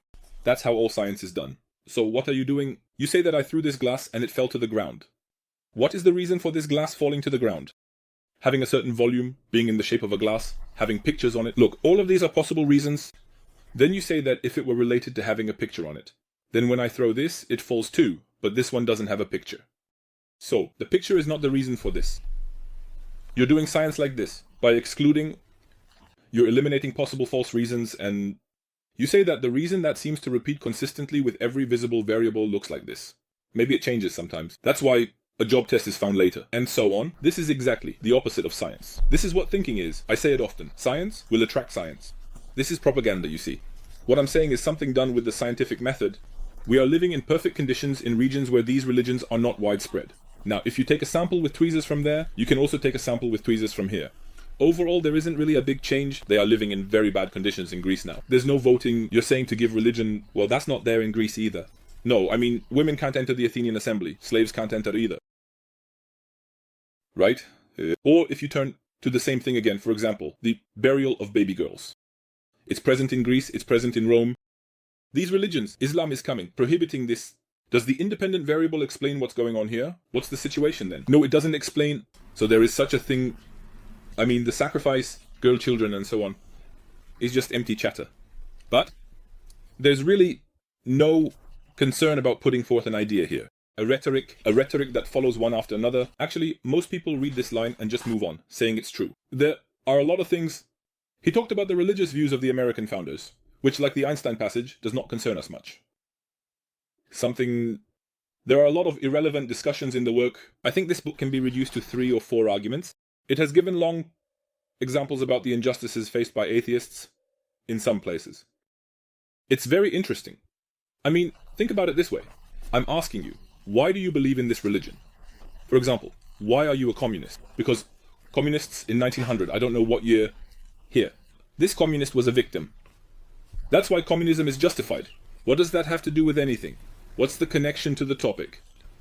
Oh, sorry. The connection is like this. I apologize. Look at the connection. Now, it starts from page 65. It's called The Religion of the Founding Fathers of America. Then it talks about how atheists have faced some injustices in America. I'm not sure about the confirmation of these. It talks about this for about 10 pages between pages 65 and 74. So here it says, someone says he filed a lawsuit, and here's what happened. If you file a lawsuit, you can influence the jury like this. When I say I'm an atheist, the jury turns against me and so on. He's talking about a lot of things. Then he says that the deist God is definitely a more refined version of the monster in the Bible. He thinks of deism as a viewpoint. that he dismisses. Really? Because it goes on to discuss agnosticism. So this means you're going to be a deist, right? What's the reason I shouldn't be a deist? Because atheists have been victimized in some places. That's why deism is not correct. Because you can't fight hard enough. With this, you can't argue. You know how he says at the very beginning, it means that religion providing comfort is not right? Here, you're talking about truth. Does this mean that something is true? So, some people being victimized for a reason means that every group has things they can talk about regarding their victimization. Does this mean that it's true? So, if it comes to that, the communists, I'm saying they talk about the injustices in certain geographical areas. Liberals also have certain things, for example, they talk about the injustices they faced in Yugoslavia. Which one is more correct? So does this tell us anything? Of course, it won't explain. I'm always talking about things outside of religion so that you can understand how worthless these arguments are. Because they often make you stop thinking about things when you're contemplating religion. I mean, to understand the essence of this argument and the inadequacy of skepticism, here it tries to address agnosticism a bit. But what he is trying to address here with agnosticism is, in fact, it does not correspond to full agnosticism. In my humble opinion, so it includes agnosticism, but in a soft way. It also incorporates normal atheism, and tries to critique that here. My humble opinion about the philosophy of science in the future is somewhat clouded. Let's see. In fact, I think it also includes something else. A little topic. It also touches on the issue of apathism, which is about not caring much about religious matters. Actually, I mentioned it in the first video. Dawkins says that we are fighting, you call them militant atheists, right? Like those guys on the other side who have such exaggerated religious rigidity. And there's this style that seems uncomfortable with not getting involved in this fight. Let me explain. It goes like this. The beginning of the passage is like this. The inadequacy of agnosticism. This inadequacy is actually not an intellectual deficiency. It's used in the sense of a fight, because it starts like this. The burly muscular man giving us a speech from the pulpit of the small church in my old school. The Christian secretly confessed his respect for atheists like this. A muscular Christian is saying this. Atheists were boldly defending their beliefs because they felt misled. At least, what this priest couldn't really tolerate were agnostics, meaning those who are artificial and bland. They were overly emotional, vague, useless, pale, and neutral types. He was partly right, but with a completely flawed logic. Similarly, according to Bedea, Catholic historian Williamson showed respect to both the devoted believer and the devoted atheist. Their humiliation is in the middle. He would hide his contempt for the indecisive, slippery, spineless, mediocre people. So the man who is greatly insulted is this. How am I supposed to decide on this matter, etc.? Who thinks like that? The guy is lowly, slippery, spineless, and so on. Why? Because I'm fighting and all. You see, all the harshness throughout human history, all the tough fights, are caused by such propaganda. I mean, why man, what's the deal? The guy trying to understand the topic is like, what should it be? So why should a guy who doesn't harbor such hostility be a bad person? And I'm trying to explain, the guy is trying to understand, according to them, you should fight, and so on. For example, it happens in our broadcasts and stuff. For example, in the broadcast we did with R.E.D.I.T, the guy is getting angry because he hasn't fought. I mean, why should there even be a fight, man? This is an incentive. Why aren't you fighting? These spineless, slippery guys standing around. Of course, agnosticism is represented properly here, but actually, this is a bit of apatheism. So, it's criticizing the act of being indifferent to the topic. I think non-fighting atheism embraces this, but agnosticism differs. It has an epistemological claim. Agnosticism. There is nothing wrong with being agnostic on topics where we cannot find evidence, for or against. I think this is a very interesting passage. When asked whether there is life anywhere in the universe, Carsagan took pride in being agnostic about it. I mean, we don't know this. The question of whether there is life beyond Earth is an unresolved question. Good grounds are established for both its existence and non-existence. I will criticize this from an agnostic position. I mean, I can also speak from a Muslim position, because I need to talk about something else there. I need to discuss agnosticism and respond in a Muslim way. Here, Dawkins says, I still test it because agnosticism is insufficient. I will respond to this from an agnostic position. He says, Sagan, I don't think that way. You know I'm not agnostic, but I'm doing this to show the criticism of the position, and that it can't be refuted. In the question of whether there is life anywhere in the universe, he was agnostic. And this is not a thing. So, Dawkins says that an unresolved question is not meaningless. He gives examples like this. History science. So what about God? For the question, he says, so shouldn't we be agnostic about it? Many people had definitely said yes to this question. And generally, Salem tried to protest this in a manner of belief. So, are they right? So here, the human position, the Kantian position, is completely agnostic, meaning it doesn't address the concept as discussed in our philosophy of religion. It's not really about the existence concerning more adjectives, so I don't think it really addresses the issue, but if you assume that it's going through that epistemological claim, this discussion of yours. This discussion about existence is not very intense in the context of agnosticism. More discussions in the context of adjectives, in the context of it being unknowable, in the context of metaphysical things, in the context of possibility. You're expecting a discussion about something in epistemology. He says there isn't. Are they right? He distinguishes between two types of agnosticism. Practical temporary agnosticism. So, we don't have enough evidence to reach this answer. And there is an answer right now. We can't reach it. We can't know this in any way. Actually, if you relate this to adjectives and so on, what Kant and Hume said is that we can't know this in any way. Human categories are not sufficient to understand this. They have a criticism like that.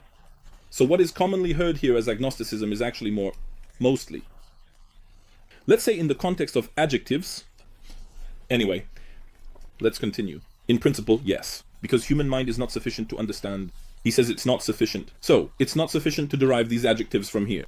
Or if you're deriving it like this, there are problems and so on. Let's continue. When you say in principle, he says there's no difference between being able to find evidence and not being able to find it. It could be a Barat philosophy question, asking whether you see red like me. So, do we all see red the same way? Because there is a subjective element here. Since it's a subjective experience, it's possible for everyone to experience someone else's subjective experience. I don't know exactly how you see what I see as red. Maybe you see it more clearly, maybe you see it darker, and we can't seem to try to understand it. Like this, for example. We are not expecting to find evidence here. We know that it's impossible. Sometimes I'm trying to make a dual classification because there are things we don't know with our current capabilities. And some scientists and intellectuals say that the question of whether God exists is forever inaccessible. To put it into a theory of the unknowable, in principle. They have been convinced. The point of view I will defend is quite different. Agnosticism regarding the existence of God is definite. It falls under the category of temporary agnosticism, meaning we can't know because we don't have sufficient evidence. Why? God either exists or does not exist. This is science question. This is a scientific question. The justification for the concept is this. God either exists or does not exist. For example, if I say that you either see red like I do or you don't see it like I do, this is a scientific question. Well, let's do something in the context of the example you just gave. Anyway, I think maybe he didn't justify it like that, but that's how the passage goes. Maybe one day we'll be able to know the answer. The guy is attacking the vehicle. Look, no one is struggling to understand this anymore. He's not attacking the evidence. He's not talking about a lack of evidence. The human mind. Why is it criticizing pure reason then? He says the first critique, he says that the human mind, your mind, cannot understand this. The ones who criticize and the individuals you think are like that. Which tool changes your mind? Anyway, maybe one day we will know the answer. And until that day comes, we can say quite strong things about the possibility of God's existence. In the history of ideas, it has been judged that there are things that science could never reach, beyond the limits. Examples can be found for the answers to questions. He says, you say that this can never be known in principle, but there are some things. In the philosophy of science, they said that no one can know this. And then it was known. For example, Auguste Comte said that we won't be able to know the stars, and we won't be able to know the planets. He noted this on page 77. Physics is the knowledge that distinguishes between the physical object and the non-physical object. This is philosophical knowledge. Understanding the metaphysical phenomenon is zero. It's like he hasn't been able to move on to the abstract processing stage, like a child. Dad, you can't compare a planet to God. The guy is criticizing your categories while criticizing your metaphysical mind. Blood. The guy is criticizing your metaphysical perception. You're comparing the physical example with the metaphysical example. You're making a comparison. The comparison is struggling, You don't know philosophy and logic. Actually, you think you don't need to know. Do you understand what's the point? He said it's nonsense anyway. He was saying that in the first book, also, a man is a methodical naturalist. He can say this. He says that regarding physical objects, let's assume we can know everything we currently have no evidence for. Let's continue by assuming we can know. What I mean by physics here is not just this tangible thing you understand. I mean, the thing that is taken under the title of physics, which is categorized as natural science, for someone well versed in broad philosophical literature. We can know this, saying that a methodical naturalist can have a religious belief, and the vast majority of the pioneers of the scientific revolution are people with methodical, naturalist, and religious beliefs. Francis Bacon, after him, who knows, here's Galileo. All of them are methodical naturalists. You're not criticizing a position here, you just talked nonsense. So I can say this. If I had said, come on, give a non-physical metaphysical example. This is already an agnostic position. There is a metaphysical example. My dear father, there is a non-physical metaphysical example. He could have said that, something that was previously said to be unknowable has later been known and seen, and so on. Many philosophers and scientists are pleased to jump to this conclusion without hesitation. For example, he is quoting Huxley. Hume and Kant refuse to give up on this idea while thinking like me. I don't think I'm being rude. I don't think Hume thought directly like that. I hope we will talk about this from his books. For example, he says that, page 79, so he is quite insistent that this proof of God is a scientific matter.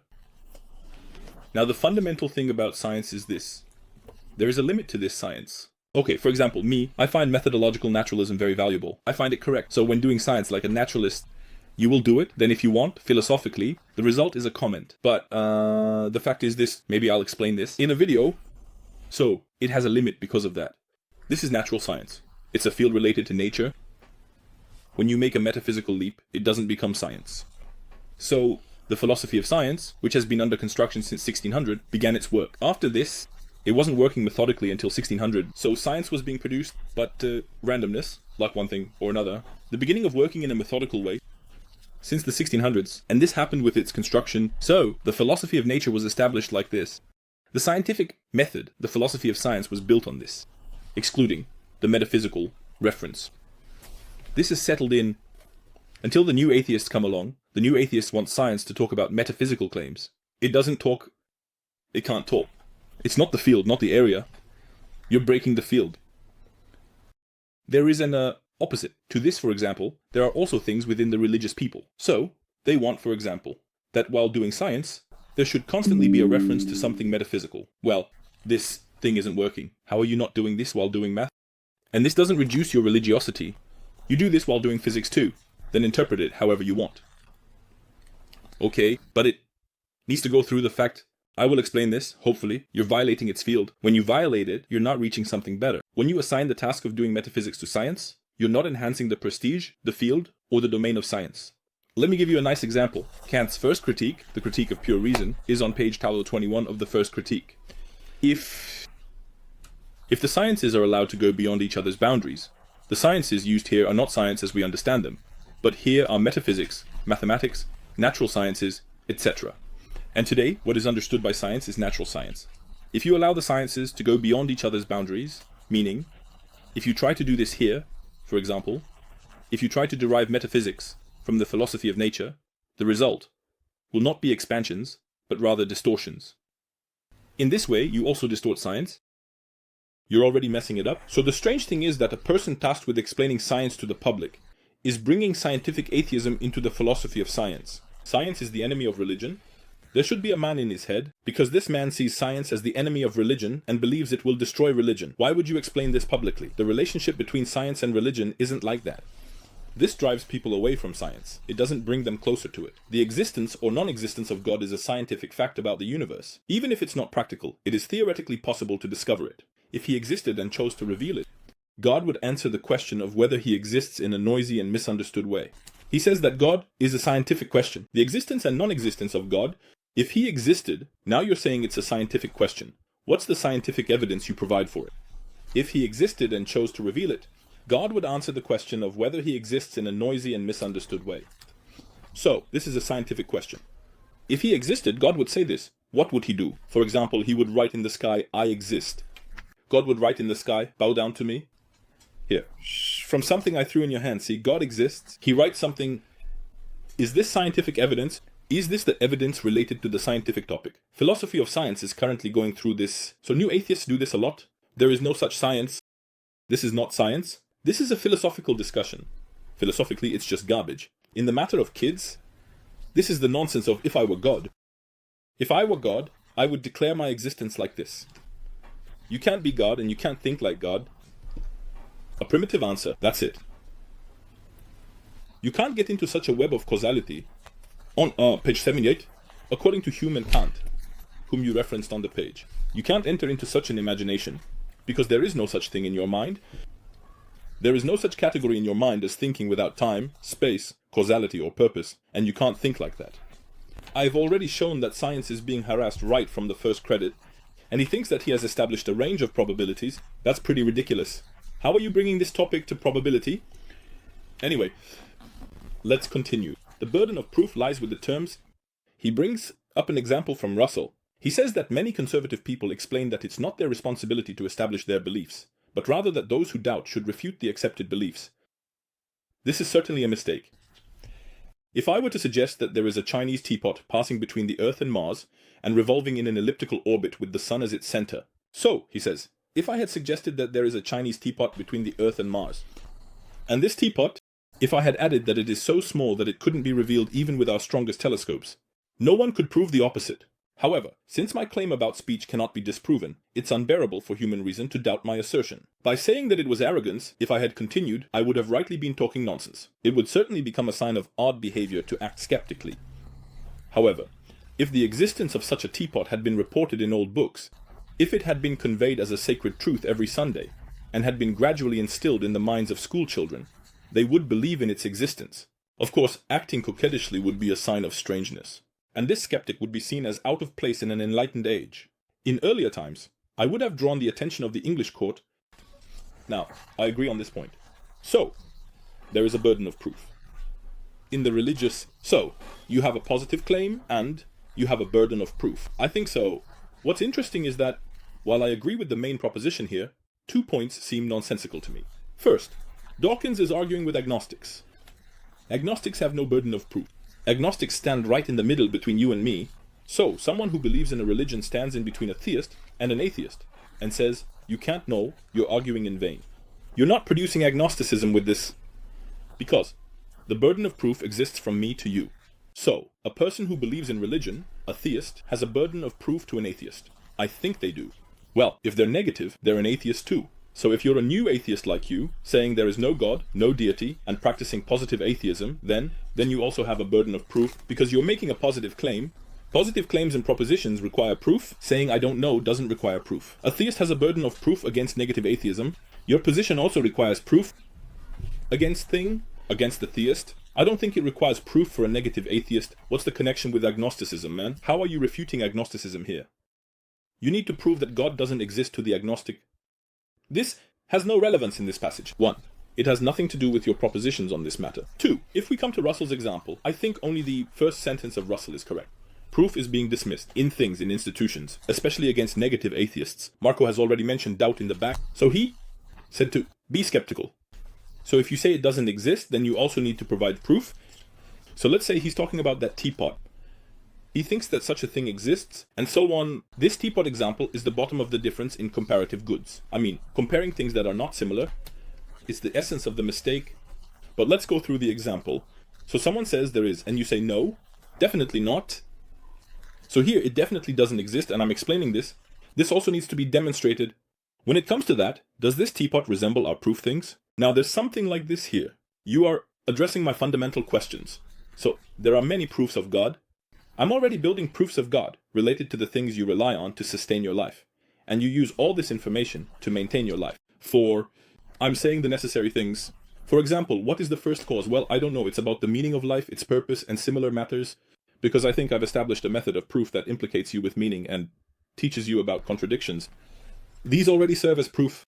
I mean, it's not like the teapot example, because the teapot example is useless. There's no counterpart. There's nothing in nature. But here you have a conception of God which you have positioned as the guarantor of your rational assumptions.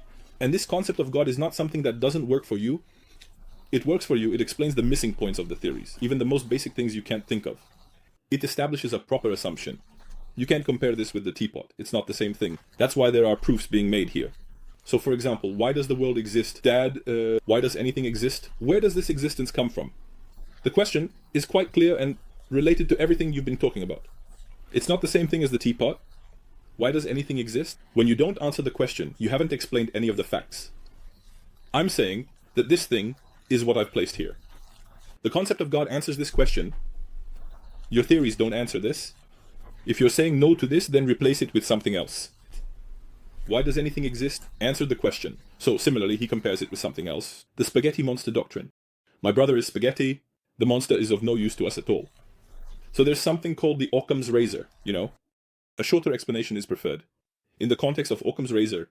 So, to explain the phenomenon, I threw this, it fell. Why did it fall in the context of Occam's razor. It fell because I threw it. My hand threw it because it loved it. If I'm not explaining it by saying I threw it and it fell and so on, what does that mean? For what I love, I don't make any sense. I can explain it with just this much. The shorter explanation is preferred if the long explanation doesn't add anything extra to it. Does the assumption of the spaghetti monster help me explain the phenomena that I can't explain? If it provides, then it exists. Why is there? It is the creator of existence. What is the purpose of life? What does it mean? Because what created your existence brought this into being? Or, I don't know, let's say it explained it in another way. There is a concept of God that will provide these, call it whatever you want. If you want spaghetti monster, or if you want, you can say something else, or you can just say don't let it go. If it provides these, then it has meaning. So it adds meaning to what you're talking about. If it doesn't provide, then it's just completely stuck in that public perception and getting trimmed down. These shouldn't be compared to those. You will have answered these questions. Then we will be able to talk about this. What I mean is, for example, the earth is a possible place. Like the proof of possible being and necessary being by Ibn Sina. How did this possible come to be possible? So everything goes on being possible, possible, possible. It cannot come to reality. This opportunity, somehow, there needs to be something that will turn the situation into reality. This God of Ibn Sina can be explained in much more detail. Well, this kind of thing doesn't really answer a lot of questions. So, why does this exist? The question is not very clear. So, the natural sciences that you are working on operate according to certain laws. Where do these laws come from? What is the source of these? Why are these working? If you attribute it to a physical reality, then you can't take that physical reality all the way to the end. Because there are problems with taking physical reality all the way to the end. It needs to stop somewhere, proof of first cause. So you can't establish a solid foundation for the phenomena you're discussing. Then spaghetti, it's not the same as the monster. This is a straw man fallacy. This teapot is the same thing. Because a person thinks they have explained a point that they can't actually explain in their mind. Anyway, it's a long story. We can talk in more detail about the proofs of God. The tooth fairy, it's all the same stuff. These are rhetoric examples that don't address the topic. If the spaghetti monster doctrine discusses these things, it is spaghetti, it would be a concept of God that has changed the name of the monster. And when discussing with an agnostic, this burden of proof conversation would be in favor of that example. Because the capacity for explanation is important. So why math with physics? Is it compatible? Mathematics is much more abstract, a constructed thing. This fictional template works when explaining the laws of nature. Mathematics is something I can construct in my mind, so you can't see two parallel lines in the universe. You can't see two parallel lines that go on forever, but I construct this in my mind. I'm deriving categories from this. I'm drawing triangles. I'm drawing parallels. I'm placing angles. And this mathematics, both in its arithmetic aspect and its geometric aspect, works in physical nature. And you can express physical nature with this mathematics. How does this abstract construct in my mind work differently from the physical nature that is outside of me? For example, let me ask a question. Is it answering this spaghetti monster? It says there's a guarantee related to this. A man. Or you are doing science by assuming the same order, yesterday, today, and in the future. So, you do science by saying that the object I throw fell in 1800. It falls now, and it will fall tomorrow. What is the guarantee for this? Where does this order come from? I mean, you're doing science based on the idea that the object falls every time you throw it. You are doing science by assuming this order. You're actually emptying the foundation of what you call science. What is the foundation of this? So where is the intellect? Where is its necessity? A person can easily solve this by referring to God. But you say, I don't know, or something like that. I mean, it exists. We assume it. We do it. It works, right? So it's working by assuming that it will fall when thrown like this. Okay, but what is the guarantee that it will fall? Where is it falling from? Why does it fall? How do we know it will fall in 10 years? How do we know it fell 100 years ago? There's nothing related to this. You too, no category. You're not giving an answer here. Then you mention the spaghetti monster. Yours is the spaghetti monster. Because there is completely an emptiness in you. I mean, there is completely an emptiness in yours. And by calling it a concept that fills that emptiness, the spaghetti monster or something, you think it does something. A concept that can fill it. Anyway, yes, it says this. If there were a manager who created the universe, it would be quite different from a universe without a manager. Why? Dawkins says this is not a scientific issue. So it has to be a scientific issue. God will try to be disproven by science, right? He's making the same logical mistake again. What he just did, if there were a manager who created the universe, it would be different from a universe without a manager. Where did you experience this? Dad, aren't you an empiricist? Aren't you a scientist? How did you experience universes with a manager? Universes without a manager? And how are they different? Look, what Hume criticized is completely this. This is exactly what Hume criticized. This is also what Kant criticized. Look now, for example, what Kant wanted to show regarding metaphysics is this. He says that these constructs he created are very scientific, suitable for philosophy. and in line with Kant and Hume. No, man, it's not. He's so shallow that a person who is, in my opinion, not like me, is at least Kant right now. But the categories are important. Critiques, important things, and they build the world today. I'm referencing Kant to show how far out he is. Constantly, he says that, he's talking about the interest in metaphysics. But its object will not be indifferent to human nature. In the critique, page 16. This is the first edition in the preface. Its object will not be indifferent to human nature. In terms of such research, pretending to be indifferent is pointless. So, since it's something that is very related to human nature regarding metaphysics, expecting indifference towards it is pointless. Regarding metaphysics, again, those so-called advocates of indifference, let's not care about this issue. Let's not shake things up. Let's set aside everything related to metaphysics. Although its advocates have tried to make themselves unrecognizable by changing the scholastic language into a popular tone. That is to say, they have tried to make themselves unrecognizable by changing the scholastic language into a popular tone. As long as they are thinking about anything, they inevitably cannot fall back into those metaphysical assumptions that they claim to despise. They will fall back. Repeat. Actually, metaphysics is constantly embedded within science. There's a thing about referencing, about mediating it with knowledge. It's actually the same thing. It's explaining this thing. The same thing, you're just making soup, you know? He definitely wants there to be a manager, that the manager would be different from you. How do you know this? Where did you experience the taste of hummus? How many things have you seen that don't have a manager? You live in one world. Does it have a manager or not? You're debating that's the subject of this book. How do you know the difference between what you are and what has a manager and what doesn't? How could you compare that? You'll say, if I were God, I would do it this way. Such a comparison is already invalid. It's a ridiculous thing. This is what I mean when I say philosophical illiterates. I don't need to know because he just brushed it off as nonsense. In the first section, why shouldn't this situation be a scientific issue? It's doing something. I've moved onto page 86. Science, as a common saying goes, is said to be like this. How does science deal with questions? However, only theology has the capacity to answer the why questions. Here, by saying theology, he's trying to belittle this view. So, theology is something he can criticize and belittle in his profile. If you mean here, philosophy also deals with this question. So how and why, or for what reason? It means the aim, the purpose. Why he's criticizing this statement. Why science, it deals with the question, philosophy, theology, theology. What do you say? Why? It deals with the question, what's the purpose? What does it mean? So, what is a why question? Why is he using why? What is a why question? Because I'm doing this because why can be misunderstood in Turkish. Let it not be a matter of translation. He's referring to the purpose. Any sentence that includes the word why or reason is not necessarily a legitimate question. In fact, even if the question is a real question and science cannot answer it, that doesn't mean religion can answer it either. So what makes you think that religion can answer this? He says. Why religion? Why is this the question? Similarly, we can say that the influence of science in advising us on moral values is at least somewhat questionable. Which religion are you in by chance? Is it the religion we find ourselves in by coincidence? Is it the religion written in the Bible? He says that what is written in the Bible is also bad in this way. Now, before we get into this, let's do something. So religion can answer. Why not? So the things we can't answer, if science can't answer it, why can religion answer? Now, can science answer this? I would say that science should provide answers to this. Why do you love your child? Look, it's not about how you love, because of those hormones and stuff. Why do you love? He will say it has no purpose. Why should I treat people well? How are you going to give a scientific answer to this? Why shouldn't I commit suicide? Give a scientific answer. Why? Why should I work? Science doesn't talk about purpose. The scientific revolution was already achieved by excluding these kinds of things. He started working after that. Science. Understand how far back it goes. This text takes us back 1500 years. It takes us back to before the scientific revolution. Why should I assume that there is a truth? There is a scientific answer. Why should I argue that there is a truth, that something is true? For example, you wrote this book and you think it's true. Why are you arguing that there is a truth? You will give a scientific answer. It's impossible. It has come to the topic of ethics. He thinks it's discussing the topic of ethics. Right now, he says which religion or something. It's not the subject about ethics. A man can say this about ethics. There are positions, you have a position, and the guy in your position says that the person arguing with you couldn't establish this. You're addressing the wrong person. You said, which religion?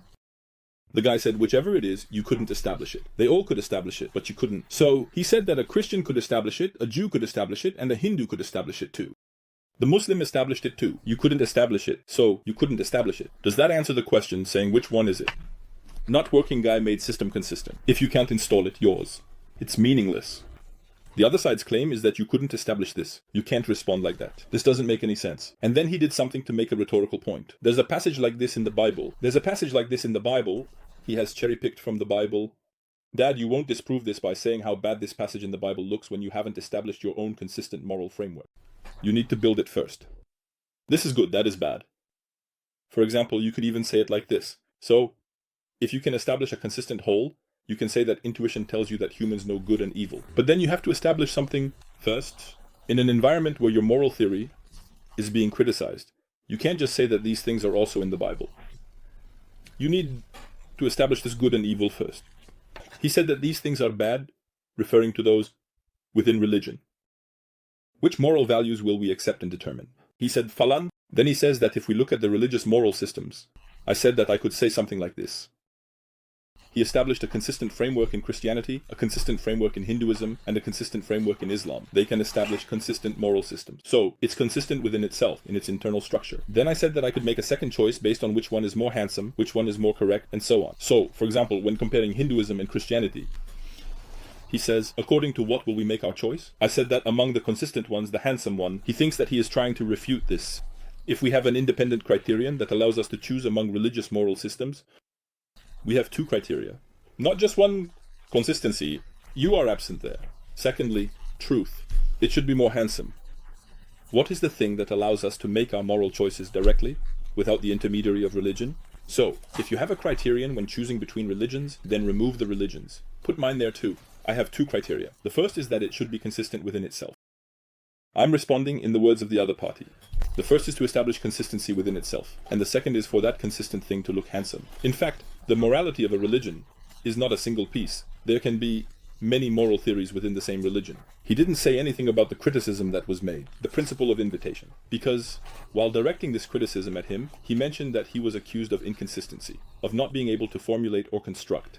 You choose the one that is consistent and more beautiful among the religions. Among the consistent ones, if yours is inconsistent, then yours will already be eliminated. On the first slide, I think about all the facts roughly like this. Here, of course, we are talking about theoretical ethics. So this is constantly increasing. Atheists are immoral and so on. No one is saying anything like that. This discourse is a rhetorical style, and I don't like it at all. Although, it's done very often.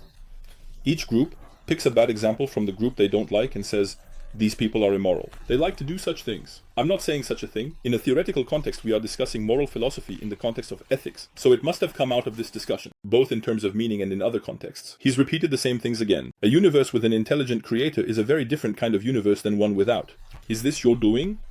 The existence or non-existence of a supernatural intelligence as a creator is undeniably a scientific question. Hey, can you look at the sentence? So how do they do this? Look now. A creator that is supernatural. The existence or non-existence of a supernatural intelligence is undeniably a scientific question. A supernatural scientific question. In the philosophy of science, what we call science today has been treated as natural philosophy. In all the old texts, in all the foundational scientific texts, we understood it as natural philosophy. Natural philosophy, I mean supernatural beings are responsible for natural philosophy. That's the sentence. Supernatural. Then he talked about the stories of miracles. And he asked a beautiful question. I think he chose a good example. He says, did Jesus have a human father? Or was his mother a virgin when she gave birth? The answer to this is definitely a scientific one. To dramatize this point, he asks the following extraordinary events. Imagine if, after the chain reaction, forensic scientists discovered DNA evidence that showed Jesus was not actually his biological father. Can you picture religious defenders who say things like this with a shrug and a cold demeanor? Who cares? Scientific evidence is completely irrelevant to matters of theology, wrong, jurisdiction. We only deal with ultimate questions and moral values. Neither DNA findings nor scientific evidence, whether positive or negative, can have any relevance. I mean, if a DNA test is done and I really do, I'm like Jesus. If it is found that Hazrat Ali is something with only the genes coming from Hazrat Maryam, will they listen to him? So, will they listen and say, this is a subject unrelated to science? He says, even if this were the case, I would still continue to advocate for methodological naturalism. I said that science is such a field, my dear. It deals with nature. This means that science can speak in the realm of metaphysics, and I have scientifically proven this. Like that or it wouldn't require me to advocate for the inclusion of all their proofs, perceptions, and metaphysical references into science. Because according to methodological naturalism, this gene would have been found. Secondly, he is mixing determinism with scientific evidence here. Now, what I'm trying to say here is, he says this is a scientific issue. So let's say Jesus, the question of whether he was born of a virgin is a scientific question. Okay? He's trying to say that this has been scientifically refuted. It is scientifically incorrect. Now, this is the way to show that it is not scientifically incorrect and that it is true. You find the bone and let's say you look at the DNA. Just for example, Mary has her own genes. This is the way to scientifically refute it. We're talking through a hypothesis. You are on your way to scientific disproof Jesus. The bones of Jesus. You would do that if you find both Mary's DNA and someone else's. You would have scientifically refuted it. Okay. Have we done both of these? We haven't done that. So let me explain so that I can understand the importance of knowing philosophy in this matter. I will discuss the topics. What is scientific proof? Through the bone. Scientific refutation through the bone, right? You find it in the bone. You show two. This is scientific proof and scientific refutation. What are you trying to explain? You say that the claim of this miracle here is contrary to science. No, Dad, you say that determinism exists in the world. It is absolutely valid. You say that events always happen as we see them, that the causality relation is a necessary relation, and that is where the sadness of miracle criticism comes from. And you think that this refutes that your determinism creates an absolutely necessary connection. And this is valid. None of your words are science. All of these are philosophy, determinism. The issue of existence and non-existence is not a subject of science. It's a subject of the philosophy of science, because science already continues by assuming this epistemologically in terms of utility. So, science assumes a method which is determinism. However, the philosophers of science, the empiricists, point out that determinism does not create an absolute connection. Who puts it in place? Hume puts it in place, isn't it? Your refutation here is still a refutation. It's not a claim of scientific refutation. It's a claim of philosophical refutation. Because you are discussing the existence and non-existence of determinism here, you can't prove this scientifically, so you can't even show the existence of determinism scientifically. Events occur in sequence, only there can be no relation between this, a natural relation, and its otherwise. You can't show the connection, the absolute connection scientifically. This is because it is a subject of philosophy, and it has already been discussed philosophically. Also, you can't justify atheism through examples like this. So, atheism doesn't provide justification from here either, because a person would say that there are so many different positions within religion. For example, a Christian might say, "Father, this is a metaphorical passage. What is being explained here is not what you understand." They say, "This is a metaphorical passage," and what you said becomes completely irrelevant. A religion doesn't get refuted like that, so there are other ways to refute a religion. It has been tried. So, this creates a very superficial context that is quite vague. The Great Nature Experiment. He is trying to prove that it is definitely scientific. What is the Great Nature Experiment? An experiment that proves there is no God, like this. An experiment is being conducted and patients are being prayed for. However, in order for it to be a blind study, all the prayers are instructed to pray in a way that expresses quick, healthy recovery and no complications, along with successful surgery. Names are being given. For example, my name is given to someone, and the person doesn't know me. Altay Khan is reading the text of Maryam, and he says he is praying for a quick, healthy recovery and for a successful surgery without complications. They compare the results and see no difference. So, the prayer read from the paper. It's not about stabilizing, right? Blind study. It's so funny. When metaphysics comes into play, it turns out like this. A prayer read from a paper. That's why metaphysics shouldn't interfere with science. My name has also been given in science. Was it Altay? Altay. No Altay. Health to Altay. And God did not accept this prayer. Then there is no God. How many pages is this roughly? It was explained on about 5 pages. For example, it takes in atheists who say that science shouldn't be concerned with this field. Neville Chamberlain. I mean, for the person who separates the field of science from the field of metaphysics, another one of the most distinguished examples of what we can define as the screen of evolutionists is the philosopher Michael Ruse. He says he claims to be an atheist. However, one of his articles goes like this. He claims to be an atheist. Is this also an atheist? Can someone be an atheist like this? And then you say you're an atheist or something? If you ask him about the 52 obligations, he can't count them, but he says he's an atheist. That's how it is in Turkey. You haven't been a real atheist? This is what a real atheist is like. Laughter. He says it's counted among the conditions of faith, atheism and the conditions of faith. He claims to be a real atheist. Michael Roos. However, his article in Playboy takes this kind of approach. Instead of responding to atheistic creations, meaning instead of answering evolution, they are understanding. They waste a lot of breath to criticize Christians. Pope John the Cano, Paul's response, when he wrote a letter supporting Darwinism to Richard Dawkins, simply put, instead of making this statement that the Pope is a hypocrite and not sincere in what he says about science, he preferred to be an outspoken conservative because he wants a more intense fight, you know? Isn't there anyone to fight with or something? That's why Michael Rose finds this ridiculous. Because of this one calls himself an atheist. Can he be an atheist? That's why. And the real battle is between rationalism and empty beliefs. Like blah. Now, this is where the nonsense comes in. Reason and science are the light side. Religion and faith are the dark side, or something like that. I mean, throughout history, slogans have been like this. Where is the fight? This is the easiest way to harden for a year. So you come up with slogans about the other side, you come up with slogans about yourself, and you also persuade, so you create a hallucinatory environment in yourself. They do this. They opened a section called Little Green Men. Normally, when I was reading this section, I just lost it. I was trying to finish the section. After that, I looked again and thought, this is such nonsense. Let me read this again. I'm glad I read it. This hypothesis of extraterrestrial life, I mean, it suggests that there are things like little green men in the outside world. Okay? Then it says again about the stars, that God can be compared to, and how science can produce information about God just like it does about stars. Because it's so funny, compared to metaphysics. The type of knowledge we have in the field of nature, where physics speaks, is our science. He says to the guy who says not to make metaphysical references, no you can, because he found the stars. Dude, the star is not even a metaphysical phenomenon. The guy has nothing to do with the topic I'm discussing. Look, now my definition of the hypothesis of God would include the words supernatural and extraordinary. He says, imagine that a signal is coming from the outside world. To the world, he says, we all understand that they are intelligent beings. So if a signal were to come from the outside world, little green men, because even with all this technology today, we still have a hard time sending this.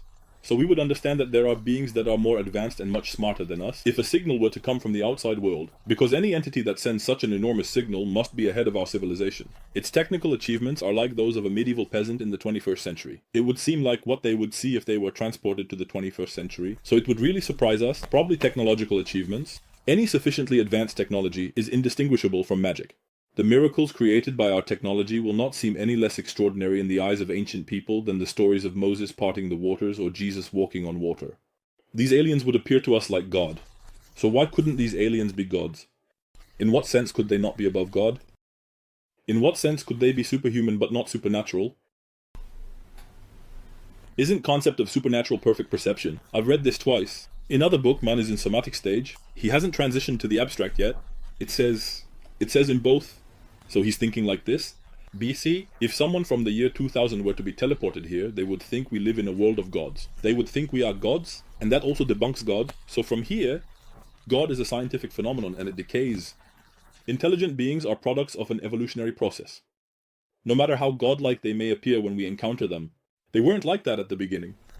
We talked about this too. Earlier, the laws of probability reject all views regarding their sudden emergence without simpler precedents. They are most likely indebted to a form of Darwinian evolution for their existence.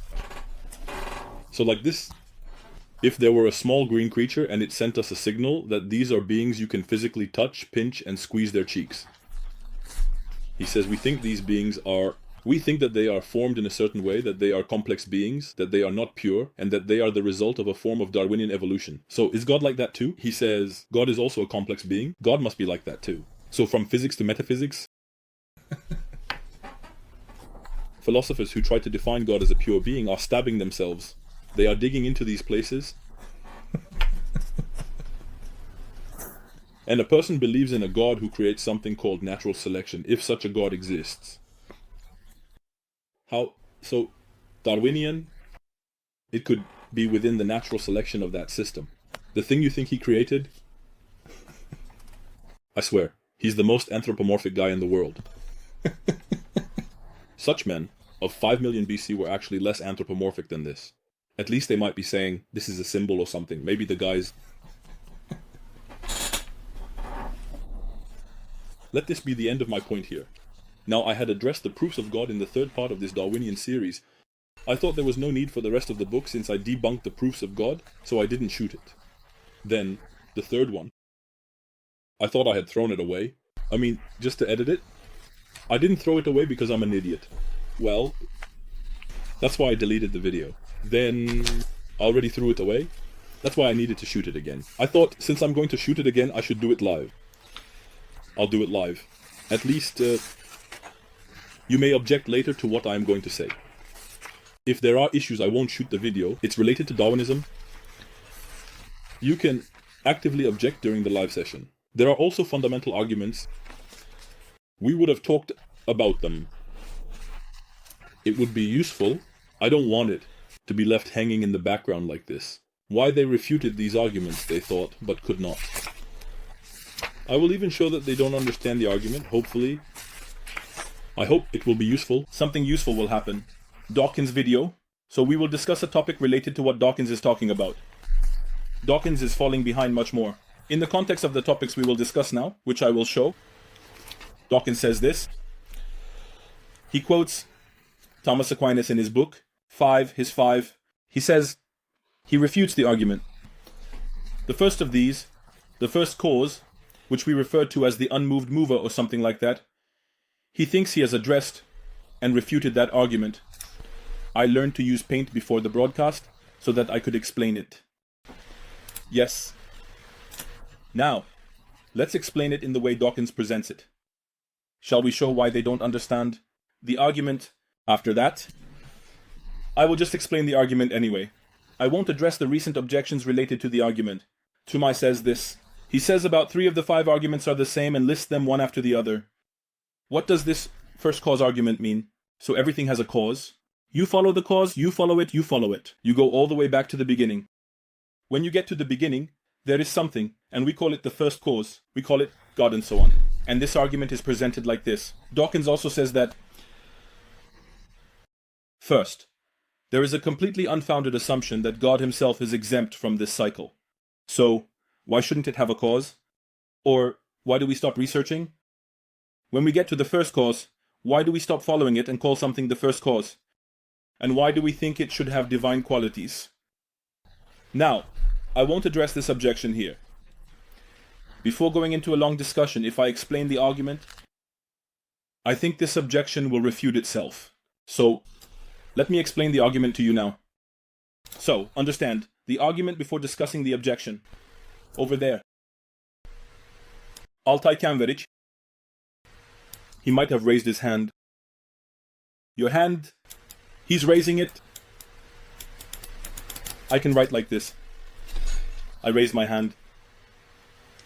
When you think in terms of a causal relationship, I mean, the events happen one after another, there is a reason for this. The brain gave a command from Altay Cem Meriç. Why did the brain give a command? Because of that, why did that happen? That's why did happen? That's why you're asking why, right? So, there is a reason for this. There is a reason, there is a reason, there is a reason, there is a reason, there is a reason, there is a reason, there is a reason. You go like this. These people think that the argument is this.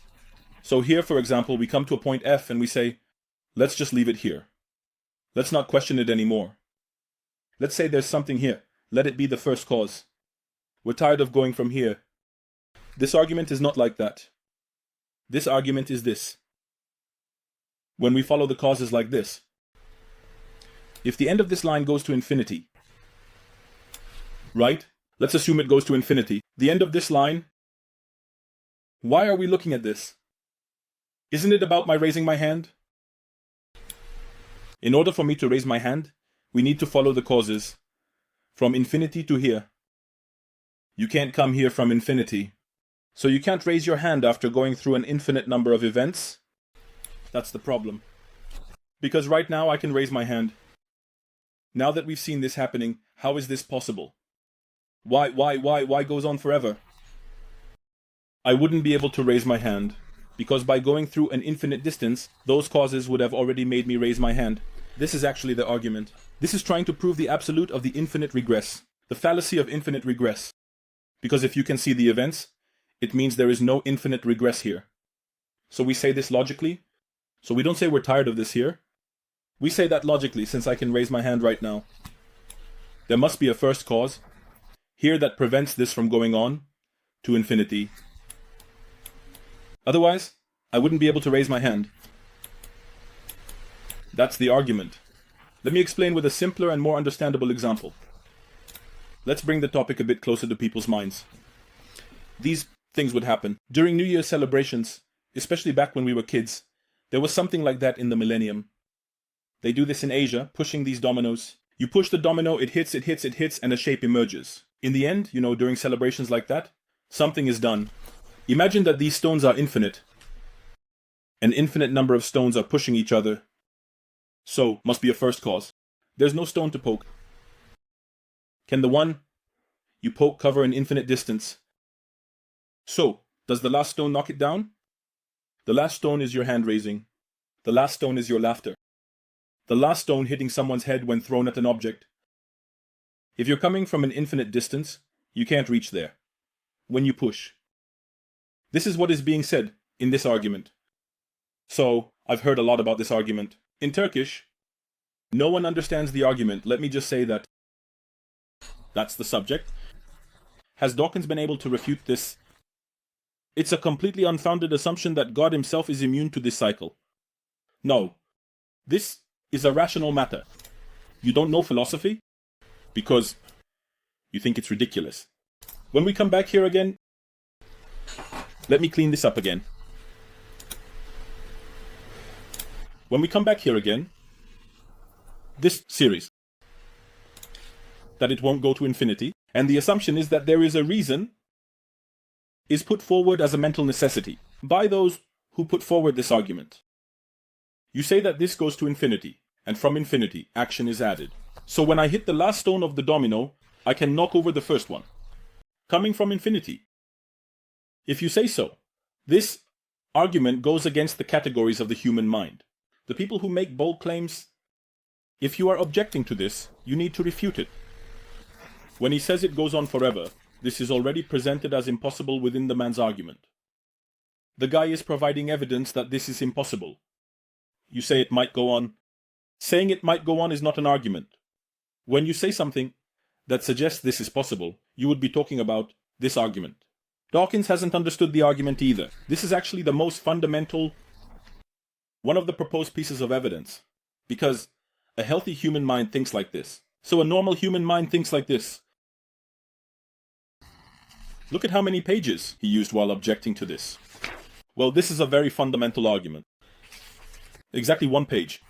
Let's say 2 pages. He used 2 pages for this.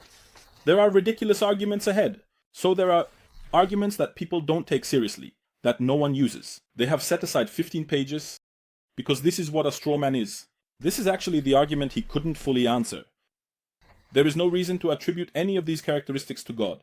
So from this argument, this is also said often, the God of deism comes out. So he says, you can't derive those things from this. These characteristics, what are those attributes? The ability to have power over everything, to know everything, goodness. The creativity of design, of course. Human-centered qualities like listening to prayer, forgiving sin, and reading thought. Now, this is related to how well you understand this argument. What you can derive from the argument. Let's go back to the screen. So, what is being done approximately?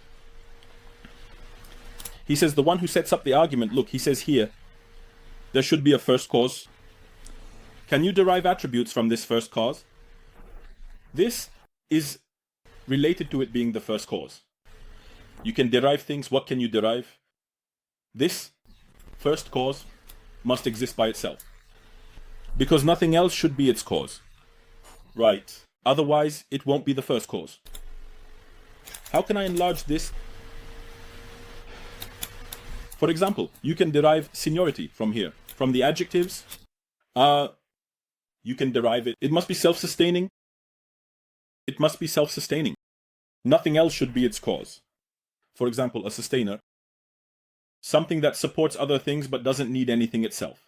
Can it be derived from here? Derive it. If it has a need, there must be a cause for that too. So why is it a causeless God to cut off its independence? So when you call this God and say it's something causeless, many attributes are associated with it. For example, should it be velvet? Could it be velvet? It works, right? It shouldn't have a need. If it has a need, there must be a reason for that too.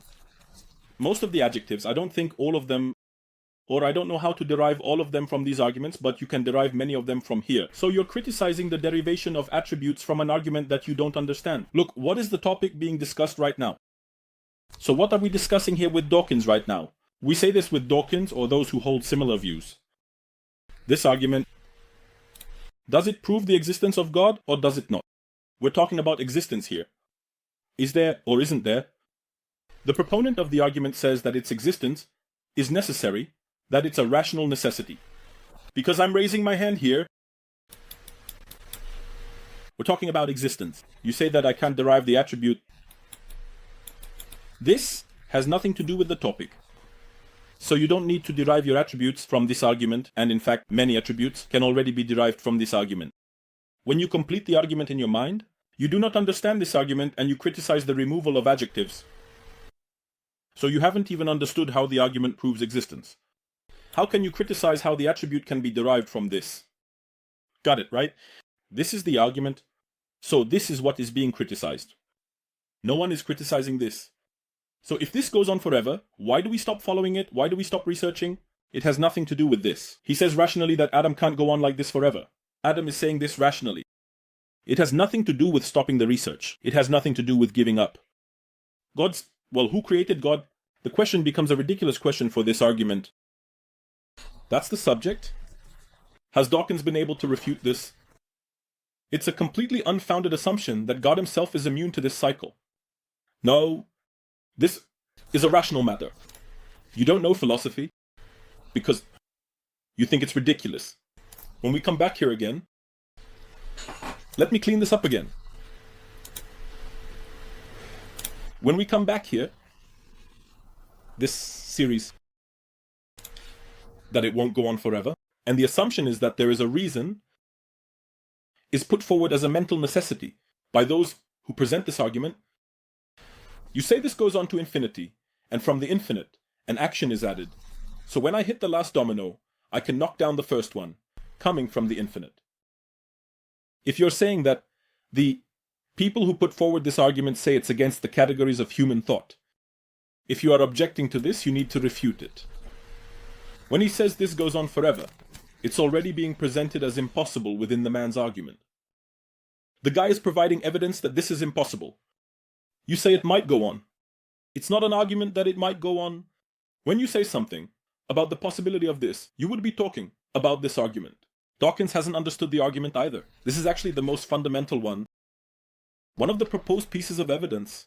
Because a healthy human mind thinks this way. A normal human mind thinks this way. When you object to this, look how many pages he used while objecting to this. Well, this is a very basic argument. Exactly one page. Let's say 2 pages. He used 2 pages for this. There are ridiculous arguments ahead. So there are arguments that people don't take seriously, that no one uses. He has set aside 15 pages because this is what a straw man is. This is actually the argument that he couldn't fully answer. There is no reason to attribute any of these characteristics to God. So from this argument, this is often said, the God of deism emerges. So he says, you can't derive those things from this. These characteristics, what are those attributes? The ability to have power over everything, to know everything, goodness, the creativity of design, of course, human-centered qualities like listening to prayers, forgiving sins, and reading thoughts. Now this is related to how much you understand this argument, what you can derive from the argument. Let's go back to the screen. So what is being done approximately? He says the one who sets up the argument, look, he says here, there should be a first cause. Can you derive attributes from this first cause? This is related to it being the first cause. What can you derive? What do you derive? This first cause must exist by itself because nothing else should be its cause. Right. Otherwise, it won't be the first cause. How can I enlarge this? For example, you can derive seniority from here. From the attributes, hey, you can derive, it must be alive itself. It must be alive itself. Nothing else should be its cause. For example, a custodian Something that supports other things but doesn't need anything itself. Can it be derived from here? If it has a need, there must be a cause for that too. So why is it a causeless God to cut off its independence? So when you call this God and say it's something causeless, many attributes are associated with it. For example, should it be Samet? Can Samet be there? It works, right? It shouldn't have a need. If it has a need, there must be a reason for that too. Most of the attributes, I don't think all of them, or I don't know how to derive all of it from this argument, but you can derive most of it from here. So you're criticizing the extraction of attributes from an argument that you don't understand. Look, what is the topic being discussed right now? So what are we discussing here with Dawkins? We say with Dawkins or those who hold similar views. This argument, does it prove the existence of God or does it not? We're talking about existence here. Isn't there? The proponent of the argument says that existence is necessary, that it's a rational necessity. Because I'm raising my hand here, we're talking about existence. You say that I can't extract the attribute. This has nothing to do with the topic. So you don't need to extract your attributes from this argument because many attributes can already be derived from it. When you complete the argument in your mind, you do not understand this argument and you criticize the removal of adjectives. So you haven't even understood how the argument proves existence. How can you criticize how the attribute is derived from this? Got it, right? This is the argument, so this is what is being criticized. No one is criticizing this. So if this goes on forever, why do we stop following it? Why do we stop researching? This has nothing to do with it. He says rationally that this cannot go on forever. The man is saying this rationally. It has nothing to do with stopping the research, nor does it have anything to do with giving up. Who created God? The question becomes a ridiculous question in this argument.